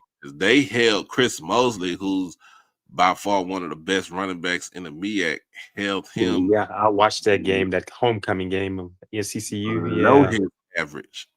Held him yeah. below his average. That one surprised me, man. You Yeah, had Marquise Gillis and James Jones go for damn near. Well, I know which one. Gillis ran wild in that game, man. Yeah, Gillis. I think James Jones got 1,000. Gillis had, or was it Gillis had 1,000? Somebody had 1,000 yards Yeah, for Delaware State, and somebody was on the verge of getting 1,000 yards yeah. at Dell State. And then you adding Caden Bennett, he had over 500 yards rushing. Who do A you lot have? of offense. Who do you have as Coach of the Year in the SWAC? That's a good question. Because I'm gonna be honest with you, it's between 3 coaches. 3. Tremaine Jackson is Tremaine going to be Jackson one is of them. 1. TC Taylor Yep. is the T.T. second. Taylor. and Eddie Robinson Jr. is the third. E-Rob. Yeah, I see them putting E-Rob. I knew automatically gonna put E-Rob in the mix. People, here's the thing. I think they're gonna say it's gonna go. I'm gonna be honest with you. It's gonna go Tremaine Jackson. I'm looking. I think there's. They kind of looking at Tremaine Jackson doing that in his first season. In his first season, it's gonna go Tremaine Jackson, but you can't take away from what TC has done in his third season as head coach. He was head coach of the year. He was coach of the year last season in the SWAC. You can't take nothing away from him what he's done this season. But here's the thing: you also can't take away what Eddie Robinson Jr. has done at Alabama State this season either. The man is rolling. They only lost one game. They had more offense than I've seen, and they had better offense. Yeah, they had a better offense than most of us in the SWAC, except for Jackson State when it came to running the ball. In the SWAC, oh yeah, those backs.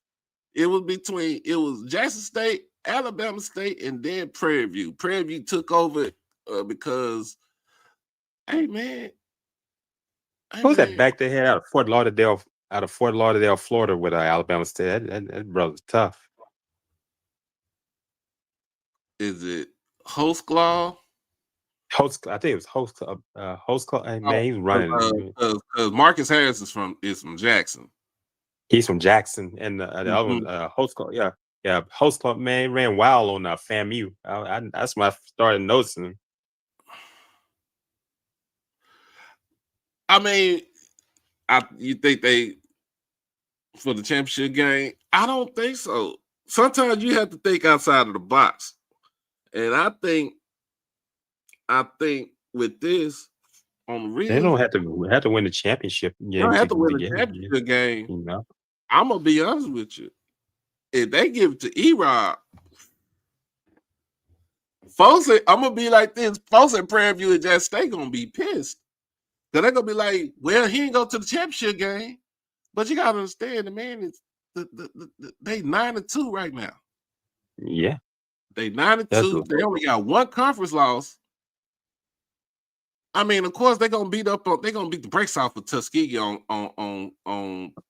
Friday. Was it Thursday? They play tomorrow.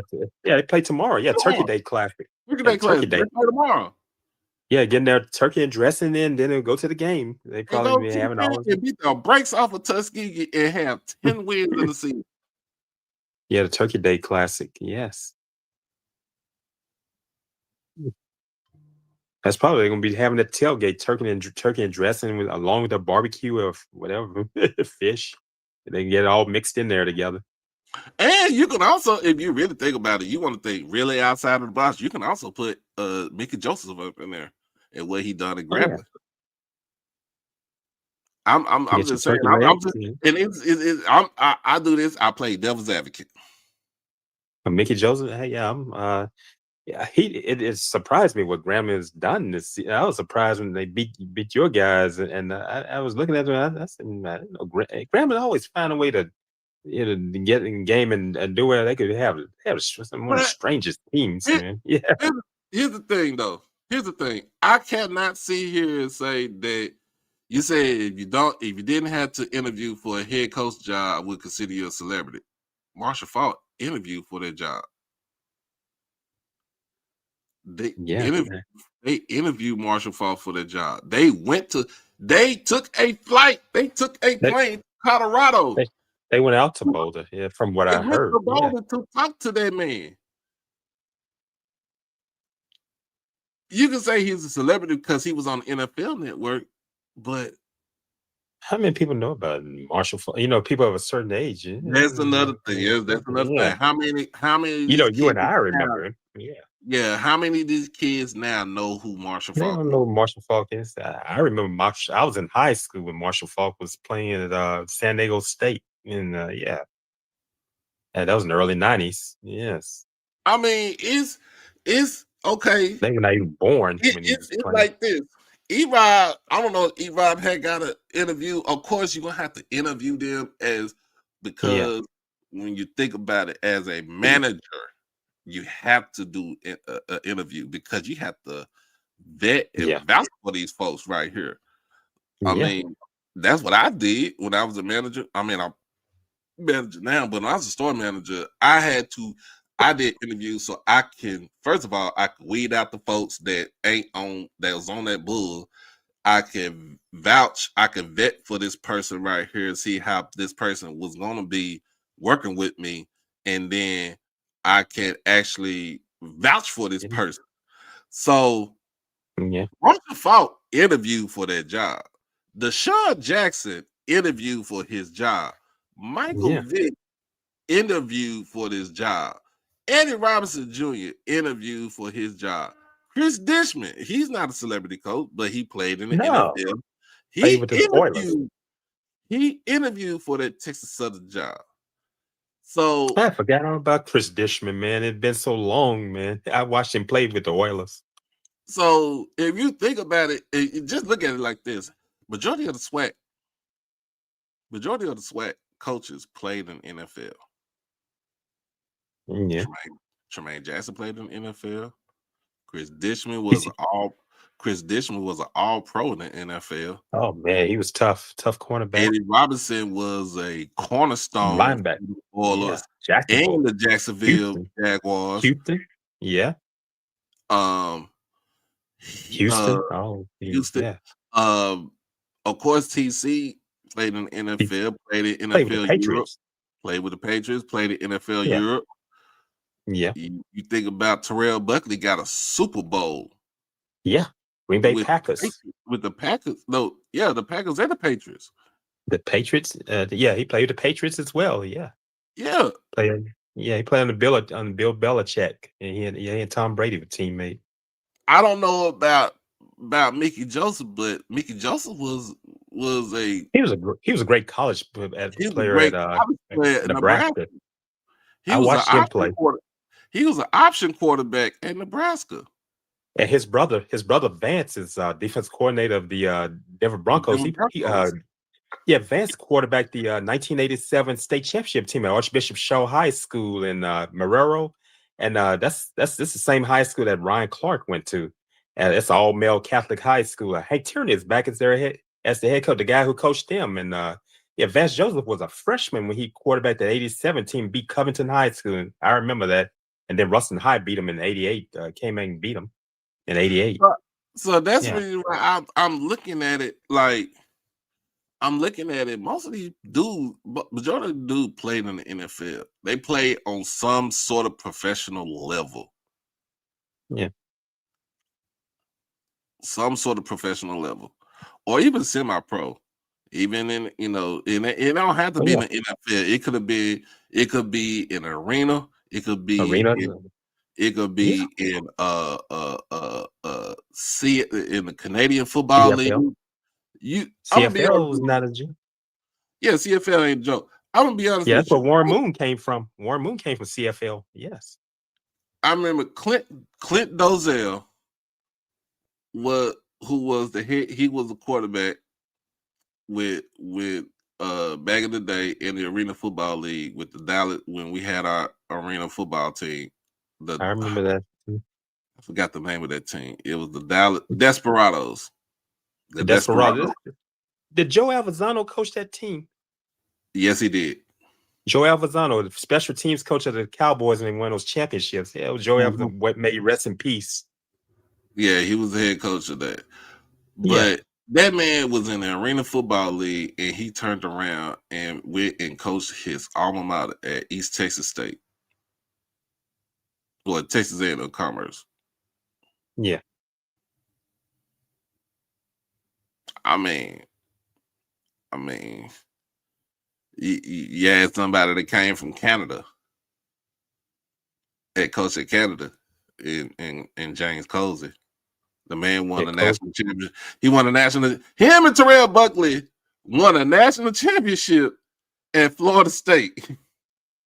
Yeah. Hey, with Charlie Ward, with Coach Ward, Charlie Ward the FAMU basketball coach as starting I think quarterback at Florida State. I think Buckley had left, and having Cozy and I remember Derek Brooks was Warren Derek Dunn, Brooks and I was came on out of that. high school same year. Derek Brooks was on that team. Warren Sapp was Warren on that Dunn was a team. freshman. Yeah, Warren Dunn was on that team. yeah. Sapp was at Miami, and yeah, I'm, and I'm thinking, yeah, Warren Sapp was in Miami. But Sapp was at Miami. He and Ray Lewis were at Miami, and during that time, so Ray and I came out the same year. Donnie Abraham. Yeah, you're talking about Clifton Abraham. Clifton Abraham. Out of Carter. Out of Carter. Yeah, I'm tripping. I'll say Donnie. Donnie. No, that's okay, brother. That's okay. Yeah, Clifton Abraham. Yeah, Clifton Abraham went to played at Florida State out of Carter. But I think he's on that national championship team. Clifton left before. I was thinking, I'm just saying though, it's just I'm putting stuff in perspective. Yeah, Charlie Ward was there. Yeah. I'm just putting. Yeah, Ward Dunn was a freshman. He was a freshman on that national championship team because he and Ward were roommates. Yeah. Texas Southern has a winning record in the West. Texas Southern finished the season 6-6. They finished they finished 6-6 overall, 5-3 in conference play. They have a winning record. First winning record in 25 years. By an all-pro coach. Yeah, Cozy. I remember Cozy when he played at Florida State, man. He may bring, because Cozy's a year older than I am. Because like I said, Warren Dunn, I came out of high school same year in '93. He came out of Catholic high school in Baton Rouge. That's an all-male Catholic school in Baton Rouge. That's where Warren Dunn came from. Yeah. Man, you bring back memories, Doc. I'm just saying, I'm putting in the perspective about, they said they didn't interview for the job. Like, you gotta interview, man. I cannot hire you if you don't interview for this job. I can't. Yeah, you have to interview. That goes with anything. I had to interview job. I'm in now. Yeah. So that's the reason why I said that. Not celebrity coaches. Marshall Faulk was just he was on NFL Network until he got into his legal issues. But yeah, he had some problems there. I mean, he had some issues. I mean, a lot of folks had issues. Hell, you can go get Michael Irvin. Yeah. The first thing they're gonna bring up with Michael Irvin, and he became a head football coach somewhere, was the fact that he was a dopehead. Yeah, and man, that's when all this stuff happened after the Cowboys won that last championship. And I remember all this stuff started coming about. Like, it was a good number of them started coming up all of a sudden with Irvin. Then it came to others as well. It was just something during that time. Yeah, man. They go and dig up stuff like that. Yeah, they'll dig it up. So yeah, I don't. And you know what? It's always seemed like when they want to be a head coach, they end up having to come to the HBCUs to get a head coaching job. It's just not even an HBCU. I think it's just the level, just the FCS level or Division II. Yeah, because their alma mater is not going to hire him. Yeah, bro, I know what Michael Irvin had his own teammate. He was a cokehead. Man, Michael Irvin was a character, man. He loved the women. Oh man, Michael Irvin ain't no saint. His wife is, his wife has Alzheimer's. He was talking about that. Yeah. And she had to be a great, but Michael was a character. He had to put up with he even talked about himself. Sandy had to put up with a lot of stuff. Oh yeah, he was something. I watched him back at the University of Miami. Sandy had to put up with a lot of stuff in Dallas. Yeah, I can only imagine. Like, Nate Newton's wife had to put up with a lot of stuff. Nate Newton. Yeah, he got busted here in Louisiana, down in Lafayette. Yeah, I remember 20 years ago. Yeah, on I-10, on Interstate 10. Yeah, busted with drugs.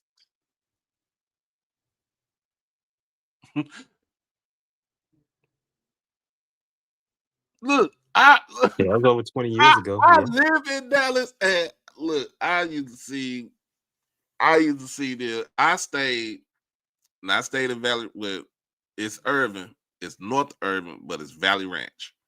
Now I stayed in Valley Ranch. My brother used to I live in remember Irving. where the White House, the infamous White House is. It's in Valley Ranch. But I'm just saying, like with Dion kept himself in the spotlight. He wanted to be in the spotlight. He could not turn off. He No, couldn't he didn't turn off want prime to. time and just be Dion. He had to be prime time because He came here he had an image to uphold. when he did Must Be the Money. He came here back in 19 was that was in 1995. That was after Mhm. after 49ers won the championship. Had a club that used to be here in Monroe called the Manhattan Club. Mm. And he came here to perform, and also he made a trip over to Grambling to meet Coach Eddie Robinson at Grambling, and back in '95. And he performed at the old Manhattan in downtown Monroe, Louisiana. But yeah, when you think about, Yeah, I'm just saying, you just think about it, man. You just, like yeah. I mean, he wanted to keep himself in there because he had to market himself, and he's always that kind of guy. he always been that type of person. Yeah, I saw that But Florida State. That's what he almost got ended up not playing in that Sugar Bowl that year, in that '89 Sugar Bowl, because I felt that they questioned if he had signed with an agent. But he was playing baseball as well, and they just end up just letting him go ahead and play. Yeah, and he played, and they beat Auburn. yeah. Okay. Then- This is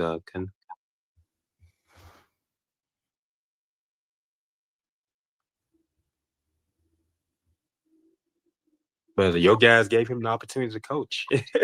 Yeah, we gave him an opportunity to coach. Gave an opportunity to coach. Yeah, he had to come that route because Florida State and Arkansas said, I said no, they didn't fool with it. That's why he went to Talladega To get his degree. Yeah, yes, he had to go to HBCU route. Yeah, All right. Can we hear you, Mr. Ford?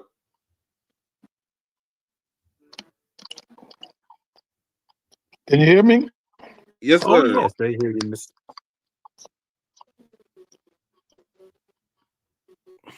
You Can you still hear me, have Doc? issues? Yeah. You still going in there a little bit, but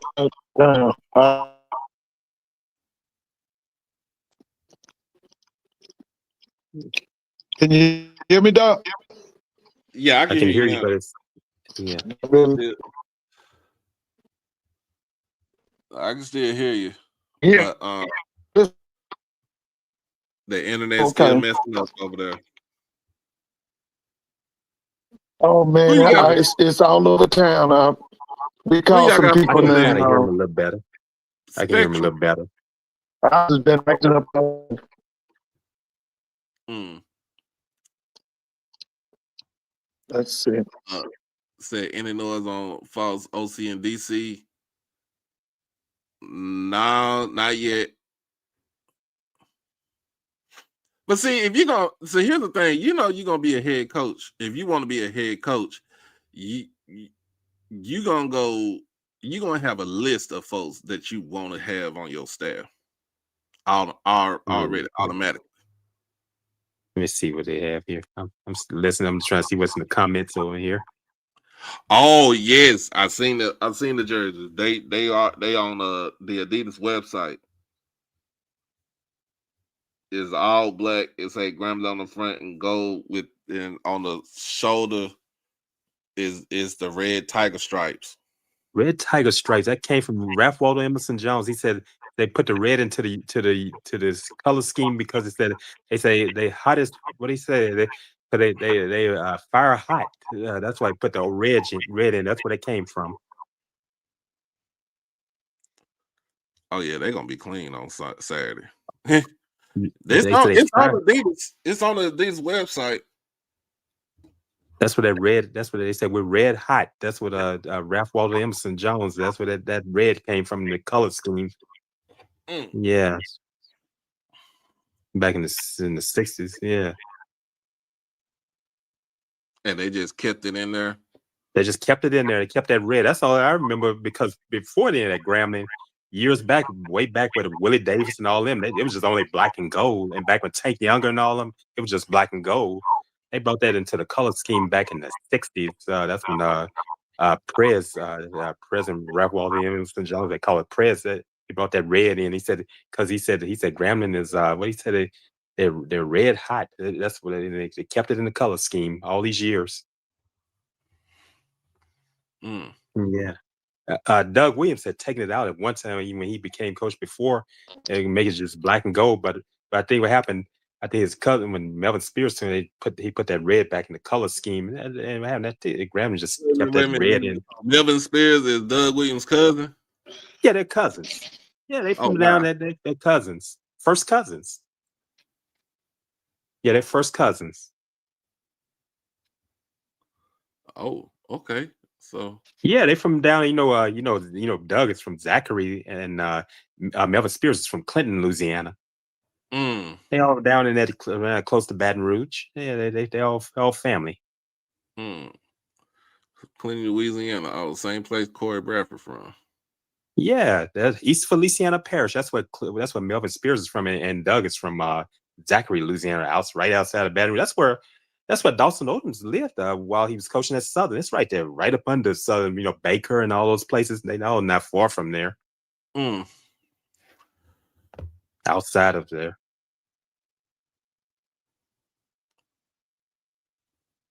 Well, let me get on up out of here so I can get to work. Oh, I understand. You have to make some money. Yeah. I'm trying to get. I I'm had to work. I'm off tomorrow though too, so I'm out tomorrow. I had a work week as well, man. Hey, I understand. We were quite busy in the restaurant.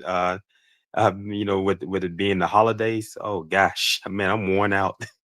I'm glad to be able to converse with you on this. Like say on my 50th birthday, it's great to have somebody be able to converse at this time. Oh no problem.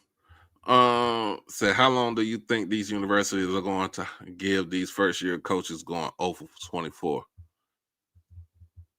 They're not going to fire them after the first year, especially in the FCS ranks. If you ain't got the kind of money like that, they're not going to fire you after the first year. They're going to give you some sort of leeway. Yeah. Hey Doc, before you go, there's another guy went to a school where the Joseph brothers and Ryan Clark and all them went to school at Archbishop Shaw and Marrero. You remember he was backup quarterback to Bobby Hebert with the New Orleans Saints. You remember John Forcade? John Forcade. He played at Ole Miss. Played at Ole Miss and I wasn't paying no Ole Miss like that. No, but he was quarterback at Ole Miss, and then he played in the NFL with the Saints. John Forcade, Forcade played at Archbishop Shaw. Okay. Yeah, he's one of the greats. Yeah. So all my Grambling and Southern folks, especially here in the DFW area, I know the alumni folks, they're gonna be down in New Orleans this week. Yeah, there are a lot from Monroe that are going down. They said they're heading out. They heading out today. A lot of them headed out today to go down there. Yeah. Bayou Classic Battle of the Bands is Friday. If that's it's on Friday night, and then the game is Saturday afternoon. And man, make sure y'all be careful down there and be safe. Yes, be safe and have fun. But just anybody that's traveling tonight or today, they travel today or they traveling tomorrow, man, just make sure y'all be safe, y'all destination, and if you're gonna drink responsibly. And have you a backup plan if you are too inebriated to get behind the wheel. Call you a Lyft or Uber. Oh, I that's what I call Lyft Uber. Yeah, it comes in handy. But yeah, man, it is going to be a very interesting weekend. It already made it a very interesting weekend with what we got with the news we got today, Marshall Faulk is going to be the new head football coach at Southern University. This is coming from Kevin Baptiste from WFAB. I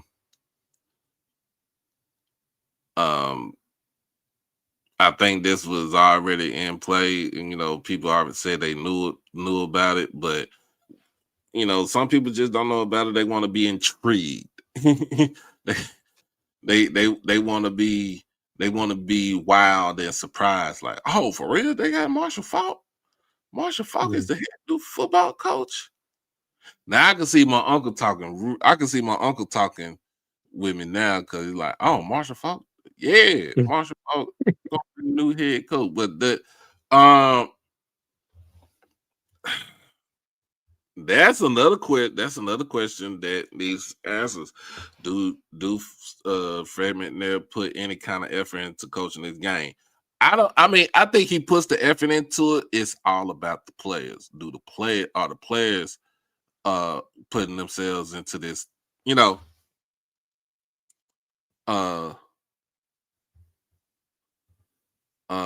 Does Faulk have any head coaching experience? No, he doesn't. No, he doesn't. He is a position coach over at Colorado. That's who gave him the job. That's where he ended up getting into coaching right there at Colorado. Dion brought him on his staff. But just like he did Warren Sapp, because no one was fooling Warren Sapp. Dion brought all these guys on.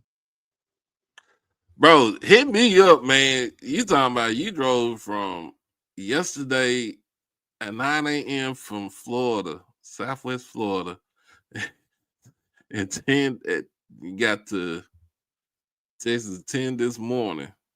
Oh man, that's some driving. Whoa. He up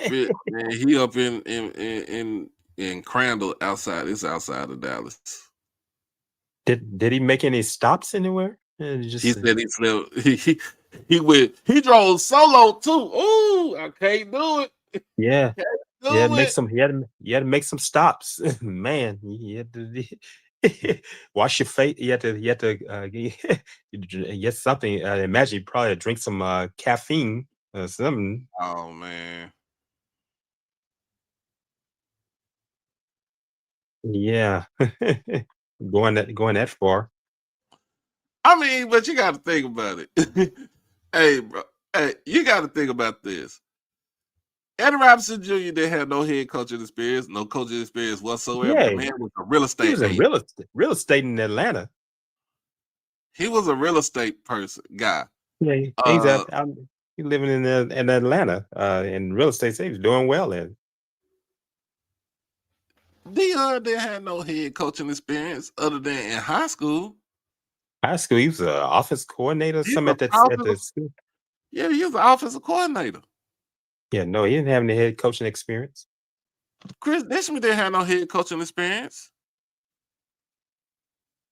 I know he had that. He had that. Eddie George surely didn't have no head coaching experience, and he took over Tennessee State. He had that Prime Academy. What was that Prime Prep he had out there? Yeah, Prime Prep, but that failed. Yeah, that failed. I remember that. Yeah, I know he coached at that Christian school. He was the offense coordinator when Shador and Shallow. Yeah. Yeah. Who else was inexperienced when they brought him? Shit, Michael Vick was inexperienced. Yeah. He ain't had no type of head coaching experience. Because Eddie George was Eddie George was private business. Eddie George was private business doing NFL Network. Yeah, Eddie George was working with Dr. Glover in managing her money. Yeah. And he was in and I know he's on NFL Network and all those things. That's what he was doing. I mean, Deshaun Jackson was an offensive coordinator at the high school level back in Long Beach. In Long Beach. Because did he go to Long Beach Poly, the same school as Snoop Dogg and all that? Yeah, he went to Poly. Yeah. Yeah, like, I mean, yeah, I remember what they call them, the Jackrabbits. Is that what they call them? Yeah, they Long was Beach Poly. Jackrabbits. Yeah, they Yeah, was the Jackrabbits. Yeah, I know they TC were didn't ranked have no head. nationally. Yeah, TC didn't have no head coaching experience. No, he was the offense coordinator at He was the offensive NCCU under coordinator. Jerry Mack. Yeah, He was the offensive coordinator at North Carolina Central. He was the offensive under coordinator at Coahoma Community College. He was Cohomer. the wide Yeah, receiver coach at Texas Southern. He he sure was a did coach at Texas Southern. position or a coordinator at all his stops until Yeah, I remember. Yeah, he was there under Jerry Mack at NCCU. Mm-hmm. I watched it. I remember when Grambling beat him for the Celebration Bowl in 2016. My parents and I were in attendance at that game at the Georgia Dome before it came down. It was the last games being played in there And before they brought it down. let's talk about Jerry Mack. Jerry Mack didn't have no head coaching experience until he took over North Carolina Central. And then he had to go when he moved up. He had to go back to being a position Rice. coach. Went to Yeah, Rice and then But Tennessee. Rice, it was a position coach, and then he went to the NFL with the Jaguars, NFL. and then he turned around and went to Kennesaw State. Yeah, he was at University of Tennessee as well as an assistant. Yeah, he was at Tennessee as the running backs coach. Yeah. Like he's at Texas Southern. TC was at Texas Southern. He was at Coahoma. I remember he was at Texas Southern. He was at Central. He I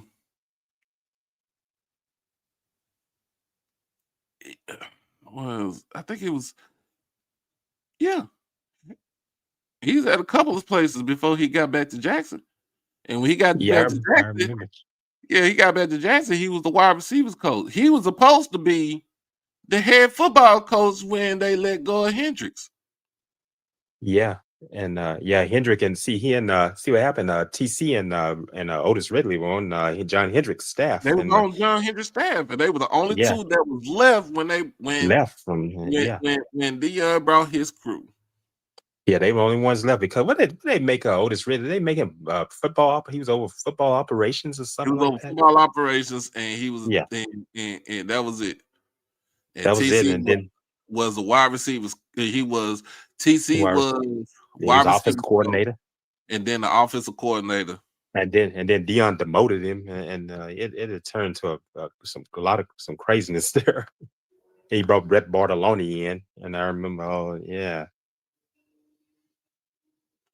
He brought Brett Bartoloni in because he wanted to inflate Shador's stats. That's what it was all about, and I remember and then when Bartoloni ended up at Colorado, we made wide receivers coach at Colorado. I know he didn't become the coordinator. He got that guy from Kent State. What's his name? Lewis. Sean Lewis. Yeah. And Lewis ended up leaving. He ended up going to San Diego State. San Diego State as a head football coach. And Darren Hagan ended up going with him. Hagan ended up going with the football operations at. So Hagan went with him because Hagan was the only one that was left out of the staff. Bill Belichick and Chip Kelly were position coaches. Well, Chip Kelly just got fired, so it doesn't even matter to me. Chip Kelly. Oh, Chip Kelly. Oh, Chip Kelly. You talking about Chip Kelly got fired? Yeah, he got fired from the Raiders. Oh, yeah. Oh, yeah. Yeah, he sure. Yeah. Brian Kelly was a position coach before he became. Before he got his first head coaching job, not at Grand Valley, but it was somewhere else. First time I heard of Brian Kelly was at Grand Valley State, and they won those national championships. He kicked everybody's tail. Oh man, they won a national championship, Division II, NCAA Division II, out of Michigan. That's a good size Division II institution as well. I found out. That's a good size. Have a large enrollment for a Division II school. Yeah. So you think about it, man. Like it's a lot of people that didn't have no head coaching experience before they became a head coach. Yeah, that's true. That's true because I just kind of look back and go back and look in history, just go and look at the past of Nick Saban. He wasn't head coach. I was looking at all the stops. He was assistant all over the place until he became head coach at I think it was at University of Toledo. I think that was, At Toledo, and and then then he left Toledo. He went to Michigan go to the State. Browns. Yeah, he was with the Browns with He was Belichick, with the Brown, old Browns, and then he became Michigan State, and then LSU, and then Miami Dolphins, and and then Alabama. Alabama. Yeah. Yeah, he wasn't. Yeah, because before then he was just assistant position coaching at places. I was going back looking at his resume. Yeah, going back to the Oh yeah, 70s. and I'm gonna say this: whoever that caller was, because like I said, I did listen to. I was working, and I was just trying to find something to listen to at work when I'm working, and I did listen to Scotty and then where he was talking, and basically somebody came on there talking about diluting the Oh, head I coach heard that guy. Man, that with was with a white coach. I'm like, dude, it don't matter to me. And it didn't make any sense I to me. understood when I listened to it. Like I said, I listened to it and I understood where the crash out that Scotty had, and it Yeah, was warranted. But I said like this: when I don't know what that caller was. He's saying all he that said he stuff. represented Grambling, I was like, oh my god. And Hey, I he wasn't said he's surprised. gonna be and That's he said said he's enough right in there. Dallas. I said, really, don't embarrass us like this. Hey, we The, we said we start bringing Grambling up. I said, oh well, you just told off on yourself, man. That the said it all year right there. the year that Jay Hobson came into the dang on swag and he took it over and he had a stranglehold on the swag for 4 years. Was it Oh 3 or man, 4? because when did Nobody Jay Hobson came there in touched him until South Alabama until he came Southern in Miss called him. he came in 2012. Was that 2012 season his first season? That was I think 2012. so. Yeah, And 2012. Because I remember they beat Graham he in had a Shreveport. staff with him. Yeah, he had a staff with him. Of course, you had Fred McNair as your QB coach. Of course, Yeah, that was 2012. You had Willie Simmons as your offensive coordinator. Of course, Yeah, you and Willie had Simmons Fred. was offensive coordinator. You had Fred Kice on your staff. Fred Kice was on there. The man had a all-star cast at Alcorn. And speaking of And Alcorn, they just let go of one of the yeah, coaches. then they go Coach Fred. Yeah, man. I got a chance to chat with him after the Graham and Alcorn game. Yeah, he and I met, and that's why I met Cedric Thomas, and I met the band. I know the band director already. That was some morning after we got finished talking to him. I went to meet Coach Thomas, and Leroy Frederick. Coach Leroy Frederick was coming out, and I told him who I was. And we all the chatting started, and you know what, Coach Thomas, like I tell you, Coach Thomas recognized me from listening to this broadcast, watching this broadcast. When South Carolina State HBCU play, he had seen me on screen. I said, "Man, you don't know who's watching you." Yeah. So Yeah. you think about it, Fred, Jay Hobson had a stranglehold. Let's talk about you talk about this man all the time. Joe, what was his name? Prziski. Joe Przicki. Prziski, yeah. Joe Przicki from Delaware State. That was a guy that he kind of had a little stranglehold on the BX when he was up Joe there. Przicki. Yeah, because he coached John Taylor. What happened? See, Bill Collick was on his staff, and when what happened? Przicki left Delaware State to take the Bill James Collick Madison was another job. white guy that came And in then and took over. Yeah, Bill Collick took over the program. It was black, after white coach came, Bill Collick, black coach. They both were Delaware alumnus, University of Delaware alumnus. Mm-hmm. Yeah, Joe Przicki was that white guy. Yeah, because Nelson Townsend called a lot of flack as the athletic director for hiring Joe Przicki. And but what happened? I think he was turning things around. John Taylor was there, And then what happened? Taylor ended up playing for Perzicki, and then he played for Bill Colick and as well. Colick won 5 MEAC championships, and that's a shame. No one even interviews him. This guy has quite a record. And see, and that's another thing I'm looking at it like when I listened to that thing last night, I was like, bro, what is you like, man, what is you talking about? Like for real, like he was talking about HBCU need to have a Rooney rule in. Like Yeah, you he's talking about Rooney Rule. That guy, I'm like, hold on. I listened to it. I'm like, hold on. Why aren't you talking about putting in a Rooney Rule in HBCU football? It don't matter who is on the staff to be a head football coach. You got Matt Leone, who is good white guy. Who That's why I hate what happened to Art Browse at Grambling. There were people that really wanted him, yeah. But you know what happened? These other people started stepping up, talking about, oh, Art Browse has this and that. I said, yo, the ones who did the talking, they have a checkered history themselves. The ones that were critical of him, they know who they are. I don't want to call his name, but you know who he is. Yeah, people who know him quite well. Yeah, like bro, y'all don't understand. Like you're trying to win. Yeah, you're in the now in college football. It ain't about development and all this other stuff anymore. You're trying to win, and you're trying to win now. It's a plug and play. Plug and play. That's what it is now. I listened to that, and I was like, bro, you cannot tell me. And then somebody said something about the facilities. Like, okay, a lot of he was talking about. He said something about Steve Sarkisian when he got to University of Texas.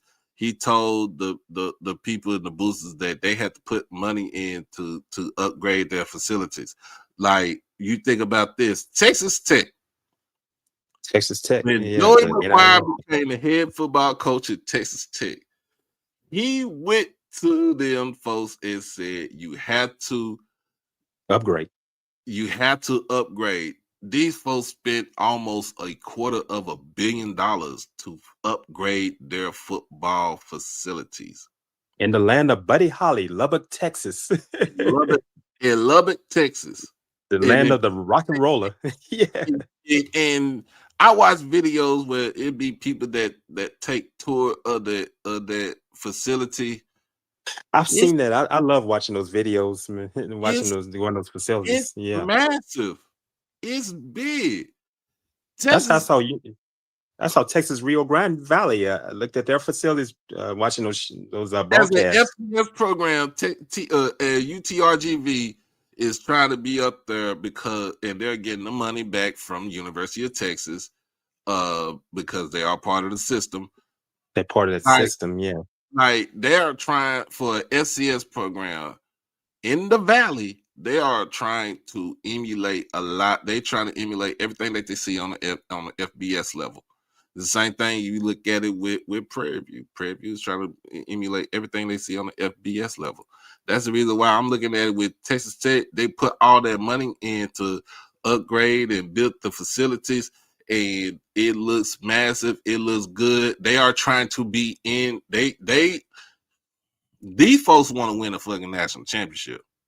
Yeah, because I look at Texas Tech. Texas Tech was a joke. They had mediocre programs, and thinking back to when Sonny Dykes' father was coaching, it kind of had some decent programs.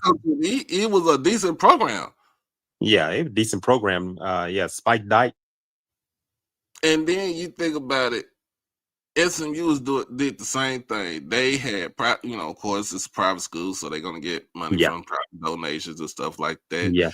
They built their football facility on the south end of the stadium, and it's big, it's massive, they are in the business of trying to win. Doesn't matter. That's why I'm like, the FCS need to look at some of these schools in Texas and Georgia. I'm like, Georgia is trying to catch up with Texas. Texas get money. You can build a high school stadium if you pass a school bond, and you could take some of that money and build you a Those stadium. high schools look so great, man, out in Texas, and And hey, do you know? Speaking of SMU, there's a guy from down in New Orleans area. Played at John Curtis Christian School. He played on the team with the Pony Express. Eric Dickinson and Craig Jan. They were teammates. Do you know? Have you ever met Reggie Dupart?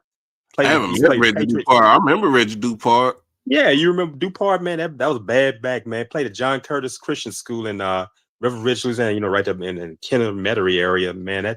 That Dupart was bad back, yeah, man. I remember Dupart. Yeah, I watched. Oh yeah, I watch him. He still lives in. Yeah, he and I are Facebook friends. I communicate to him through Facebook, and yeah, I remember Dupart as well. Oh yeah, we watched him play against Grambling in 1983 in Shreveport. Grambling came close to beating them. Grambling lost that game by 5 points at the Independence Stadium. Yeah, I think it got SMU's attention in '83. That tells you a lot. That right there tells you a lot how much at that time we were that close, you know, of being on the same playing field with Division One. And we were Division One AA at that time. Yeah, you know, Grambling played against the Pony Express, and that was in 1981 when they played them. Because I know SMU beat them badly, like 50-something to 20-something. But they came back in '83, and in Shreveport, man, Grambling came ready for them. They lost. It was like 6. We were at that game that day, that evening in '83. I think that was '83. They were on probation then. That was before the probation. It was coming up, but they were not on they were on probation in late '80s, in like '80. That was no. This is the first time. This is the first time they got in trouble. I know it's right. Like mid '80s. Yeah, it was early '80s. Yeah, that's when all the stuff started building about that, and I got a chance to see SMU play. That's when I started becoming, watching them play in person. They brought their band, man. I'm gonna give you laughing. Grammar's band putting on a show, and the HBCU shows, and man, SMU's band came out. They had those striped coats on with the ties. Yeah, they like Stanford. It's like Stanford band and right. Yeah, it tickled me. People felt, man, the Grambling people fell out laughing. One of the trumpet players in the band, it tickled my parents. One of the trumpet players, they were doing, it was something they were doing on the field. He fell flat on his face on the field in Independence Stadium. Man, those Grambling fans fell out laughing. I was a child. Man, it tickled. Man, they ate that up. Let me get up out of here. So we get up out of here. I don't know. I'll be on here Friday, but I'll try to be on here Saturday. Everybody, yeah, you need to get some rest and get to work. Well, and happy Thanksgiving to everyone. You all. Yeah, save some of that turkey and dressing or whatever. Save all that stuff for me, man. Yeah, I know y'all gonna be eating plenty of it. Yeah, so I think I gotta go get paid. If you're not on any diets, and I know there are people that get on these diets and say they don't eat that, and it's understandable. Yeah, I think I gotta go get paid too. So okay, yeah, man, I'm gonna let you get on off here and get some rest. And I know you have to work, man. Like I said, I've completed a week of work, and just wish you the best. Happy Thanksgiving and a great happy football as well. And be watching some football as well, watching these rivals finish out the season. FCS playoffs start this weekend. Yeah, Albany and Benedict. Second round. Albany State and Benedict is Saturday, so I might put that game on. Yeah, y'all make sure y'all like, comment, subscribe. Yep, and donate. Let's donate to the cause. I appreciate everybody for joining us, coming on today. I know you'll be watching the Cowboys tomorrow. Cowboys and Lions. It's Thanksgiving teams. We ain't playing the Lions tomorrow. We're playing the Chiefs. I know you're not playing each other, but I'm talking about they're the two Thanksgiving teams. That's why I said it like that. Yeah. Yeah, I know they're not playing each other. We got Patty Mahomes. So we're Yeah, gonna send him, I know they're playing the Chiefs. Yeah. we're gonna send him home to White House. So Yeah, I thought the Colts were going to beat the Chiefs. I had predicted the Colts to beat the Chiefs this past Sunday. nope, it said not today. Yeah, the Chiefs find a way to win, man. Even they're down. But yeah, but as always, y'all All be right, let me blessed. get on. Y'all be blessed. Y'all be safe. Hug your loved ones. Love on your loved ones. Crash out on your kids. Beat them out the penitentiary. And be careful out there. I don't want to hear Yeah, y'all please talking be about safe. somebody now. I ain't got no bail money for your ass. Yeah, please be safe out there. Yeah, it's not worth. It's not worth the headache. Yeah, Look. I'm All glad right. you're at home. All right, I I'm gonna get off of here. ain't got no outro for nobody because I got to pay the stream yard. Okay. All right. Understandable, brother. You all take care and have a great great work day. All right. Work night or day. Okay. All right. Mm-hmm.